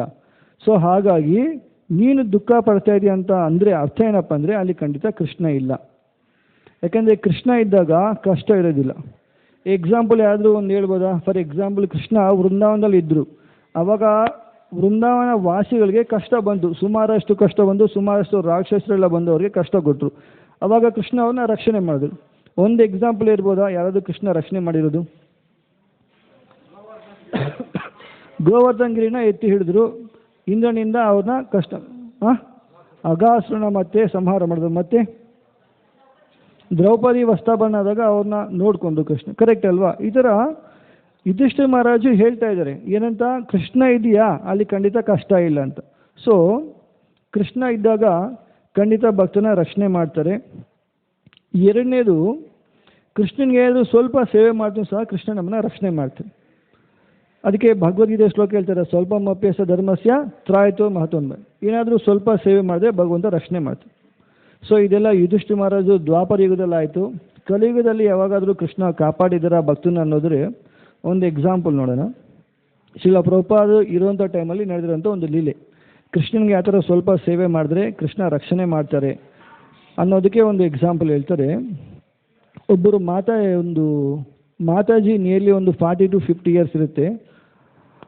ಅವರು ಕೋಲ್ಕತ್ತಾ ಇಸ್ಕಾನ್ಗೆ ಬರ್ತಾರೆ. ಒಂದ್ಸಲ ಕೋಲ್ಕತ್ತಾ ಇಸ್ಕಾನ್ಗೆ ಬಂದುಬಿಟ್ಟು ಯಾವುದಾದ್ರೂ ಫೋಟೋ, ಭಗವಂತಂದು ಫೋಟೋ ಇದ್ದರೆ ಕೊಡಿ ಅಂತ ಹೇಳ್ತಾರೆ. ಅವ್ರ ಹೆಸರು ಬಂದು ಗೀತಾದೇವಿ ಸರ್ವ ಅಂತ. ಒಂದು ಡಿವೋಟಿ ಬಂದು ಕೇಳ್ತಾರೆ, ಒಂದು ಫೋಟೋ ಇದ್ದರೆ ಕೊಡಿ ಅಂತ. ಯಾಕೆ ಅಂತ ಹೇಳಿದ್ರೆ, ನಮ್ಮ ಅತ್ತೆ ಒಂದು ಅಂತ್ಯಕಾಲದಲ್ಲಿದ್ದಾರೆ, ನಾವು ವೃಂದಾವನದಿಂದ ಕೋಲ್ಕತ್ತಾಗೆ ಶಿಫ್ಟ್ ಆಗಿದ್ವಿ, ನಮ್ಮ ಮನೇಲಿ ಅದು ಫೋಟೋ ಇಲ್ಲ, ಫೋಟೋ ಇದ್ರೂ ಎಲ್ಲ ಪ್ಯಾಕ್ ಮಾಡಿ ಇಟ್ಟಿದ್ವಿ. ಸೊ ಅವ್ರು ಇವಾಗ ಇನ್ನೇನು ಲಾಸ್ಟ್ ಉಸಿರಾಡ್ತಾ ಇದ್ದಾರೆ, ಒಂದು ದೇವ್ರ ಫೋಟೋ ಇದ್ದರೆ ಅಟ್ಲೀಸ್ಟ್ ನೋಡಿ ಆದರೂ ಉಸಿರು ಬಿಡ್ಬೋದಲ್ಲ ಅಂತ ಹೇಳ್ತಾರೆ. ಸೊ ಯಾರು ನೋಡಿದ್ರೆ ಕೋಲ್ಕತ್ತಾ ಇಸ್ಕಾನ್ ಇಲ್ಲಿ? ಓಕೆ, ಕೋಲ್ಕತ್ತಾ ಇಸ್ಕಾನ್ ತುಂಬ ಚೆನ್ನಾಗಿದೆ. ಇಸ್ಕಾನ್ ಪಕ್ಕದಲ್ಲೇ ಪ್ರಭುಪಾದ ಬರ್ತ್ ಪ್ಲೇಸು ಇದೆ, ತುಂಬ ಚೆನ್ನಾಗಿದೆ ISKCON. So Kolkata ISKCON temple patient ಬರ್ತಾರೆ, ನೋಡ್ತಾರೆ, ಇನ್ನೂ ಫೋಟೋನೇ ಸಿಗಲ್ಲ, BBDಲ್ಲೂ ಸಿಗಲ್ಲ. ಯಾಕಂದರೆ ಅದಕ್ಕೆ ಒಂದು 15 ದಿವಸ ಹಿಂದೆಯೇ ರಥಯಾತ್ರೆ ನಡೆದಿರುತ್ತೆ. ರಥಯಾತ್ರೆ ತುಂಬ ಜೋರಾಗಿ ನಡೆದಿರುತ್ತೆ. ಅಲ್ಲಿರುವಂಥ ಎಲ್ಲ ಪುಸ್ತಕಗಳು, ಫೋಟೋಸು ಸುಮಾರಷ್ಟು ಸೇಲ್ ಆಗೋಗಿರುತ್ತೆ. ಸೊ ಆ ಡಿವೋಟಿ ಕೇಳ್ತಾ ಇದ್ರಲ್ವಾ, ಸೊ ಟೆಂಪಲ್ ಪ್ರೆಸಿಡೆಂಟ್ ಏನಾದರೂ ಮಾಡಿ ಒಂದು ಫೋಟೋ ಕೊಡಬೇಕಂತ ಹೇಳಿ ಅವ್ರ ಆಫೀಸ್ಗೆ ಹೋಗ್ತಾರೆ. ಆಫೀಸಲ್ಲಿ ಹೋದಾಗ ಏನಾಗುತ್ತೆ, ಒಂದು ರಾಧಾ ಶ್ಯಾಮ್ ಸುಂದರ್ ಫೋಟೋ ಇರುತ್ತೆ. ರಾಧಾ ಶ್ಯಾಮ್ ಸುಂದರ್ DTs ಬಂದು ವೃಂದಾವನದಲ್ಲಿ ಇದ್ದಾರೆ. ಸೊ ಆ DTs ಒಂದು ಫೋಟೋ ಇರುತ್ತೆ, ಆ ಫೋಟೋ ಕೊಟ್ಟು ಕಳಿಸ್ತಾರೆ. ಕೊಟ್ಟು ಕಳಿಸಿ ನಿಮ್ಮ ಅತ್ತೆಗೆ ಏನಾಗ್ತಿದೆಯೋ ಅದನ್ನು ನೋಡ್ಕೊಳ್ಳಿ ಅಂತ ಹೇಳ್ತಾರೆ. ಅದಾದಮೇಲೆ ಸುಮಾರು ಒಂದು ತಿಂಗಳಾದಮೇಲೆ ಅವ್ರ ಡಿವೋಟಿ ಬರ್ತಾರಂತೆ.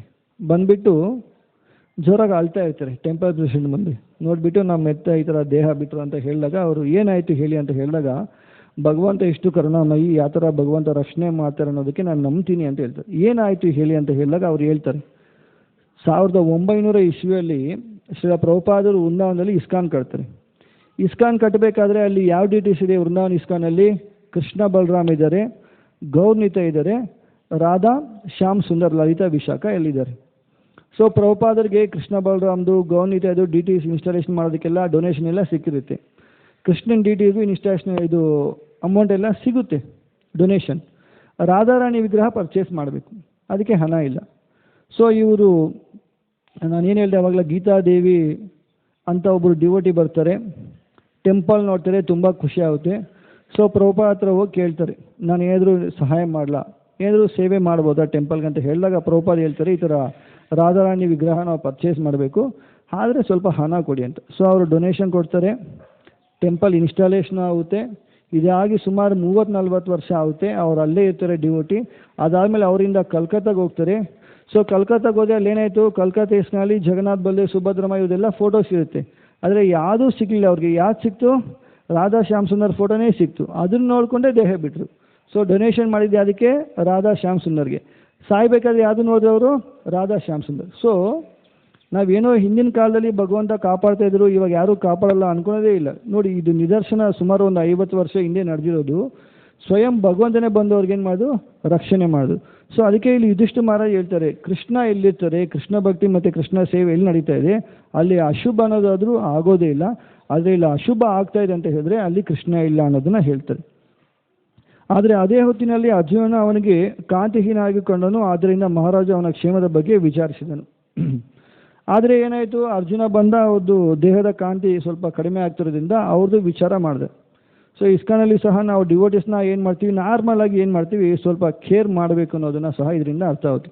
ಒಬ್ಬ ರಾಜ ಆಗಿರೋನು ಅವ್ರು ಏನು ಮಾಡಿದ್ರು, ಅವ್ರ ಫ್ಯಾಮ್ಲಿನ ಹೇಗಿದ್ದೀರ ಅನ್ನೋದು ಕೇಳ್ತಾ, ಮತ್ತು ವಾಸ್ತವಗಳನ್ನ ವಿಚಾರಗಳನ್ನ ಅವ್ರನ್ನ ಏನು ಮಾಡ್ತಾಯಿದ್ರು, ಕೇಳ್ತಾ ಇದ್ರು ಅರ್ಜುನನ ಹೇಗಿದೆಯಾ ಅಂತ. ಅದೇ ಥರ ನಾವೇನು ಮಾಡಬೇಕು, ಡಿವೋಟಿಗಳಿಗೆ ನಾರ್ಮಲ್ ಆಗಿ 3 ಥರ ಆರೈಕೆಗಳು ಮಾಡಬೇಕು, 3 ಥರ ಕೇರ್ ಕೊಡಬೇಕು ಅಂತ ಹೇಳ್ತಾರೆ. 4 ಥರ ಕೇರ್ ಏನಂದರೆ, ಒಂದು ಸ್ಪಿರಿಚುವಲ್ ಕೇರ್, ಆಧ್ಯಾತ್ಮಿಕ ಆರೈಕೆ. ಎರಡನೇದು ಬಂದು ಎಮೋಷ್ನಲ್ ಕೇರ್, ಅಂದರೆ ಭಾವಾತ್ಮಕವಾಗಿ ಮಾನಸಿಕವಾಗಿ ಅವ್ರಿಗೇನು ತೊಂದರೆ ಇದೆ ಅದಕ್ಕೆ ಆರೈಕೆ ಮಾಡಬೇಕು. 3ನೇದು ಸೋಷಿಯಲ್, ಸಾಮಾಜಿಕ ಆರೈಕೆ. 4ನೇದು ದೈಹಿಕ ಆರೈಕೆ, ದೇಹದ ಬಗ್ಗೆ. ಯಾರಾದರೂ ಕೃಷ್ಣ ಪ್ರಜ್ಞೆಗೆ ಬರ್ತಾರೆ ಅಂತ ಹೇಳಿದಾಗ ಅವ್ರಿಗೆ ಆಧ್ಯಾತ್ಮಿಕವಾಗಿ ಏನು ಕೇರ್ ಮಾಡ್ತಾರೆ, ಇವಾಗ ಟೆಂಪಲ್ ಎಲ್ಲ ಸೀನಿಯರ್ಸ್ ಎಲ್ಲ ಮಾಡ್ತಾರೆ, ನೀವು ಜಪ ಮಾಡಿ ಚೆನ್ನಾಗಿ, ಭಾಗವತಂ ಕೇಳಿ, ಜೀವನ ಉದ್ಧಾರ ಆಗುತ್ತೆ. ಸೊ ಇದನ್ನು ಏನು ಕೇರ್ ಅಂತ ಹೇಳ್ತಾರೆ, ಆಧ್ಯಾತ್ಮಿಕ ಆರೈಕೆ. ಇದನ್ನ ಕೇರ್ನ ಫಸ್ಟು ಕೊಡ್ತಾರೆ. ಎರಡನೇದು ಮಾನಸಿಕ ಎಮೋಷ್ನಲ್ ಕೇರ್. ಯಾರೋ ಟೆಂಪಲ್ಗೆ ಬಂದಿರ್ತಾರೆ, ಏನೋ ಪ್ರಾಬ್ಲಮ್ಸಿಂದ ಬಂದಿರ್ತಾರೆ. ಫಾರ್ ಎಕ್ಸಾಂಪಲ್, ಯಾರಿಗೋ ಅವ್ರ ಮನೇಲಿ ತಂದೆ ತಾಯಿಗೆ ಹುಷಾರಿಲ್ಲ, ಇಲ್ಲ ಫ್ರೆಂಡ್ಸ್ ಮಧ್ಯೆ ಜಗಳ ಆಗಿದೆ, ಕೆಲಸ ಕಳ್ಕೊಂಡಿದ್ದಾರೆ, ಏನೋ ಆಗಿರುತ್ತೆ, ಅವ್ರು ಟೆಂಪಲ್ಗೆ ಬರ್ತಾರೆ. ಅವ್ರು ಏನು ಮಾಡ್ತಾರೆ, ನಾರ್ಮಲಾಗಿ ಬಂದಾಗ ಡಿವೋಟಿಸ್ ಮಾತಾಡ್ತಾರೆ ಇಲ್ವಾ, ಬಂದು ಅವ್ರನ್ನ ಕೇರ್ ಮಾಡ್ತಾರೆ ಏನಾಗಿದೆ ಅನ್ನೋದು. ಇದನ್ನೊಬ್ಬ ಲೀಡರು, ನಾಯಕನೊಂದು ರಾಜ ಆಗಿರೋ ಒಂದು ಲಕ್ಷಣ ಅಂತ ಇಲ್ಲಿ ದುಷ್ಟ ಮಹಾರಾಜ್ ಹೇಳ್ತಾರೆ. ಮೂರನೇದು ಏನು ಮಾಡ್ತಾರೆ, ಸಾಮಾಜಿಕವಾಗಿ ಕೇರ್, ಆರೈಕೆ. ಯಾರಾದರೂ ಟೆಂಪಲಲ್ಲಿ ಮದುವೆ ಆದಾಗ ಅವ್ರಿಗೆ ಹೇಗೆ ಗೃಹಸ್ಥಾಶ್ರಮ ಪ್ರವೇಶ ಮಾಡಬೇಕು, ಮಕ್ಕಳನ್ನ ಯಾವ ಥರ ನೋಡ್ಕೋಬೇಕು, ಇದ್ರ ಬಗ್ಗೆ ಎಲ್ಲ ಕೇರ್ ಮಾಡ್ತೀವಿ. ನಾಲ್ಕನೇದು ಫಿಸಿಕಲ್, ದೈಹಿಕ ಆರೋಗ್ಯ.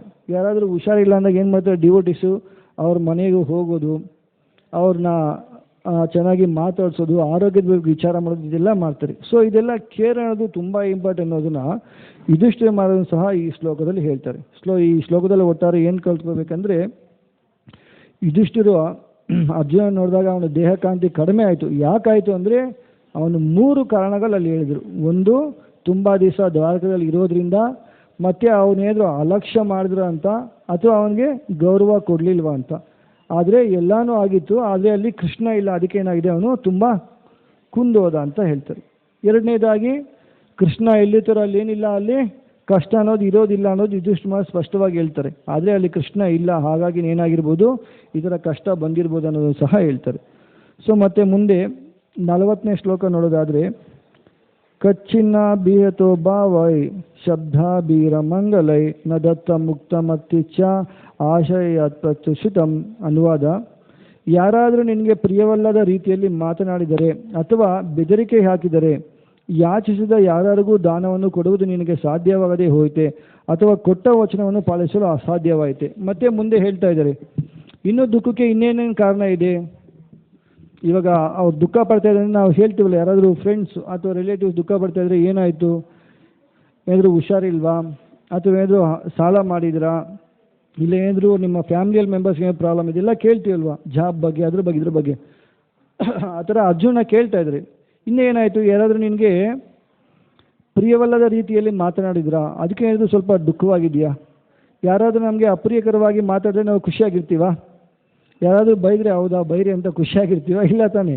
ಯಾರಾದರೂ ಸ್ವಲ್ಪ ರೆಸ್ಪೆಕ್ಟ್ ಕೊಡಿದ್ರೆ ದುಃಖ ಪಡ್ತೀವಿ. ಅದನ್ನೇ ಇಲ್ಲಿ ಕೇಳ್ತಾ ಇದ್ದಾರೆ, ನಿಮಗೆ ಅಪ್ರಿಯಕರವಾಗಿ ಯಾರಾದರೂ ಮಾತಾಡಿದ್ರಾ ಅನ್ನೋದನ್ನ ಹೇಳ್ತಾರೆ. ಎರಡನೇದು, ಬೆದರಿಕೆ ಹಾಕಿದಾರಾ. ಅರ್ಜುನ್ಗೆ ಯಾರಾದರೂ ಬೆದರಿಕೆ ಹಾಕೋಕ್ಕಾಗುತ್ತಾ, ಇಲ್ಲ. ಅದ್ರಿಗೆ ಬೆದರಿಕೆ ಏನಾದರೂ ಹಾಕಿದಾರಾ ಅಂತಲೂ ಇಲ್ಲಿ ಕೇಳ್ತಾ ಇದ್ದಾರೆ. ಅರ್ಜುನ ದ್ವಾರಕಾದಿಂದ ವಾಪಸ್ ಬಂದಾಗ ಏನಾಗುತ್ತೆ, ಕುರುಕ್ಷೇತ್ರದಲ್ಲಿ ಅರ್ಜುನ ಯುದ್ಧ ಮಾಡಿ ಎಲ್ಲರ ಮೇಲೆ ಯುದ್ಧ ಗೆದ್ದರು, ಕರೆಕ್ಟ್ ಅಲ್ವಾ. ಅವಾಗ ಯಾಕೆ ಗೆದ್ದರು ಅಂತ ಹೇಳಿದ್ರೆ, ಒಂದು, ಕೃಷ್ಣನದು ಸಪೋರ್ಟ್ ಇತ್ತು ಅವ್ರಿಗೆ. ಕೃಷ್ಣನ ಒಂದು ಸಪೋರ್ಟಿಂದ, ಕೃಷ್ಣನ ಒಂದು ಬಲದಿಂದ ಅವ್ರು ಗೆದ್ದರು ಅನ್ನೋದಕ್ಕೆ ನಿದರ್ಶನ ಏನಪ್ಪ ಅಂದರೆ, ದ್ವಾರಕಾದಿಂದ ಅರ್ಜುನ ವಾಪಸ್ ಬಂದಾಗ ಡಕಾಯ್ಟ್ಸ್ ಅಂತ ಹೇಳ್ತಾರಲ್ವ, ಅಂದರೆ ಏನು ಡಕಾಯ್ಟ್ಸ್ನ ಏನಂತ ಕರೀತಾರೆ, ಒಂದು 10-20 ಜನ ಗುಂಪು ಒಂದಿರುತ್ತೆ. ಆ ಗುಂಪು ಏನು ಮಾಡ್ತಾರೆ, ಕಾಡಲ್ಲಿ ಅಥವಾ ಎಡಾರಿಯಲ್ಲಿ ಹೋಗ್ತಾ ಇದ್ದರೆ ಅವ್ರನ್ನ ಹಿಡ್ಕೊಂಡು ಅವ್ರ ಇರೋಂಥ ಹಣ ಎಲ್ಲ ಕಿತ್ಕೊತಾರೆ. ಆ ಥರ ಒಂದು 10-15 ಜನ ಗುಂಪು ಬರುತ್ತೆ. ಗುಂಪು ಬಂದಾಗ ಏನು ಮಾಡ್ತಾರೆ, ಅರ್ಜುನ ಹೋಗಿ ಯುದ್ಧ ಮಾಡೋಕ್ಕೆ ಹೋಗ್ತಾರೆ. ಹೋದಾಗ ಅರ್ಜುನ ಸೋತೋಗ್ತಾರೆ. ಏನಾಗ್ತಾರೆ, ಸೋತೋಗ್ತಾರೆ. ಅದೇ ಅರ್ಜುನ ಗೆದ್ದಿರೋಂಥ ಯುದ್ಧ ಯಾವುದು ಗೊತ್ತಾ, ಕುರುಕ್ಷೇತ್ರ ಯುದ್ಧ. ಆ ಕುರುಕ್ಷೇತ್ರಕ್ಕೆ ಯಾವ ಸೈನ್ಯ ಬಂದಿರುತ್ತೆ ಅಂತ ಹೇಳಿದ್ರೆ, ಮೊನ್ನೆ ಒಂದು ಕ್ಲಾಸಲ್ಲಿ ಕೇಳ್ತಾ ಇದ್ದೆ, ಇವಾಗ ನಾವು ರಷ್ಯಾ, ಚೈನಾ, ಭೂತಾನ್ ಏನು ನೋಡ್ತೀವಲ್ವಾ, ಈ ಕಡೆಯಿಂದೆಲ್ಲ ಸೈನ್ಯ ಬಂದಿತ್ತಂತೆ. 2-3 ಸ್ಟೇಟ್ ಅಷ್ಟು ಜನ ಕುರುಕ್ಷೇತ್ರದಲ್ಲಿ ಇದ್ರಂತೆ. ಕೋಟಿಗಟ್ಟಲೆ ಜನ ಇದ್ದರು. ಅಂಥವ್ರನ್ನೆಲ್ಲ ಸಂಹಾರ ಮಾಡಿದ ಅರ್ಜುನ. ಆದರೆ ಒಂದು 10-20 ಜನ ಗುಂಪಿದ್ನಲ್ಲೂ ಅಲ್ಲೇನಾಯ್ತು, ಅವನು ಸೋತೋದ. ಅದಕ್ಕೆ ಕಾರಣ ಏನು, ಅವನ ಜೊತೆ ಕೃಷ್ಣ ಇಲ್ಲ. ಓಕೆನಾ. ಹಾಗಾಗಿ ಇಲ್ಲಿ ಹೇಳ್ತಾ ಇದ್ದಾರೆ, ನಿಮಗೆ ಯಾವುದು ಬೆದರಿಕೆ ಹಾಕಿದ್ರ. ಅದಾದಮೇಲೆ ಇನ್ನೊಂದು ಹೇಳ್ತಾರೆ, ಯಾಚಿಸಿದ ಯಾರಿಗಾದರೂ ದಾನವನ್ನು ಕೊಡುವುದು ನಿನಗೆ ಸಾಧ್ಯವಾಗದೇ ಹೋಯ್ತೆ. ಯಾರಾದರೂ ದಾನ ಕೇಳಿದ್ರಾ, ಅವಾಗ ನೀನು ಕೊಡಲಿಲ್ವ ಅಂತ ಕೇಳ್ತಾರೆ. ಯಾಕಂದರೆ ಕ್ಷತ್ರಿಯ ಆಗಿರೋರು ಯಾರಾದರೂ ದಾನ ಕೇಳಿದಾಗ ಕಂಪಲ್ಸರಿ ಕೊಡಲೇಬೇಕು ಅಂತ ಹೇಳ್ತಾರೆ. ಅಥವಾ ಏನಾದರೂ ಮಾತು ಅಥವಾ ಕೊಟ್ಟ ವಚನವನ್ನು ಪಾಲಿಸಲು ಅಸಾಧ್ಯವಾಯಿತು. ಏನಾದರೂ ಮಾತು ಕೊಟ್ಟಿದೆಯಾ, ಆ ಮಾತನ್ನ ನೆರವೇರಿಸ್ಕೊಳಕ್ಕೆ ಆಗಲಿಲ್ವ ಅಂತ ಹೇಳ್ತಾರೆ.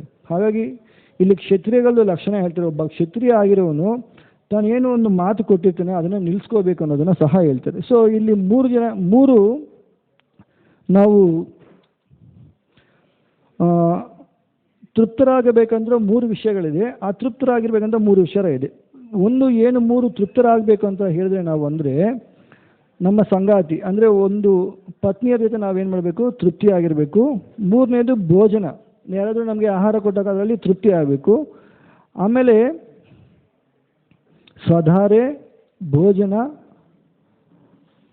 ಮತ್ತು ದಾನ, ಇದನ್ನು ಸಹ ನಾವೇನು ಮಾಡಬೇಕು, ಕೊಟ್ಟು ತೃಪ್ತಿ ಆಗಿರಬೇಕು. ಅತೃಪ್ತಿ ಅದರಲ್ಲಿ ಇರಬೇಕಂತೆ ನಮಗೆ ಜಪ ಮತ್ತು ದಾನದಲ್ಲೂ ಸಹ ಅತೃಪ್ತಿ ಆಗಿರಬೇಕಂತೆ, ತೃಪ್ತಿ ಆಗಿರಬಾರ್ದು, ಕೊಡ್ತಾ ಇರಬೇಕು. ಅದು ದಾನ ಅದು ತೃಪ್ತಿ ಬರಲ್ಲ, ಅತೃಪ್ತಿಗೆ ಬರುತ್ತೆ. ಸೊ ದಾನ ಯಾವಾಗಲೂ ಕೊಡ್ತಾನೆ ಇರಬೇಕು. ಸೊ ಇವ್ನು ಕ್ಷತ್ರಿಯ ಆಗಿಲ್ವಲ್ಲ, ಒಬ್ಬ ರಾಜ ಆಗಿರೋದ್ರಿಂದ ಅವನಿಗೆ ಯಾರಿಗಾದ್ರೂ ಕೊಟ್ಟಿಲ್ವೇನೋ, ಅದಕ್ಕೆ ಅವ್ನಿಗೆ ಏನಾದರೂ ದುಃಖ ಆಗ್ತಾ ಇದೆಯಾ ಅನ್ನೋದನ್ನು ಸಹ ಇಲ್ಲಿ ಹೇಳ್ತಾರೆ. ಸೊ ಇಲ್ಲಿ ಪ್ರಭುಪಾದರು ಭಾವಾರ್ಥರು ಹೇಳ್ತಾರೆ, ಅಗತ್ಯವಿರುವ ಜನ ಕ್ಷತ್ರಿಯನಲ್ಲಿಗೆ ಅಥವಾ ಶ್ರೀಮಂತನಿಗೆ ಹಣ ಯಾಚಿಸಲು ಬರುತ್ತಾರೆ.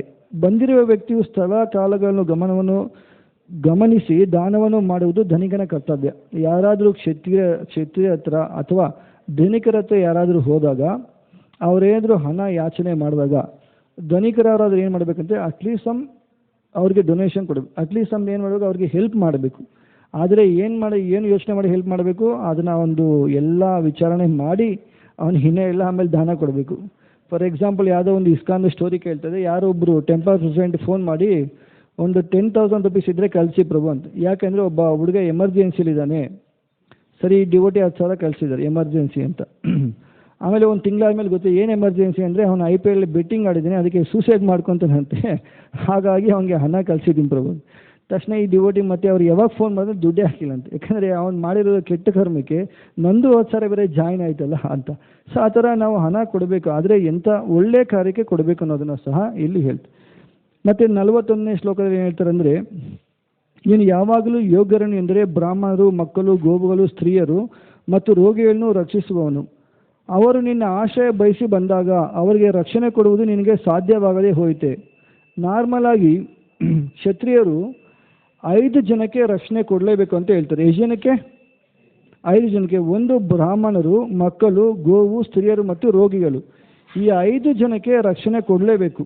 ಅದಕ್ಕೆ ನಾವು ನಾರ್ಮಲಾಗಿ ನೋಡಿದಾಗ ಟ್ರೈನಲ್ಲೂ ಮೆಟ್ರೋ ಸಮಥಿಂಗ್ ಏನಾದರೂ ಹೋದಾಗ ಒಂದು ಚಿಕ್ಕ ಮಕ್ಕಳನ್ನು ಅಥವಾ ಪ್ರೆಗ್ನೆಂಟ್ ಇರೋಂಥ ಲೇಡಿ ಹೋದರೆ ಏನು ಮಾಡ್ತಾರೆ, ಅವ್ರಿಗೆ ಸಪ್ರೇಟು ರಿಸರ್ವೇಷನ್ ಇರ್ತಾರೆ. ಸೊ ಇವಾಗ ಯಾರೋ ಒಂದು ಗೌರ್ಮೆಂಟ್ ರೂಲ್ ಮಾಡಿರೋ ಅಂತ ಅಲ್ಲ, ಇದು ಶಾಸ್ತ್ರದ ಪ್ರಕಾರನೇ ಇದೆ.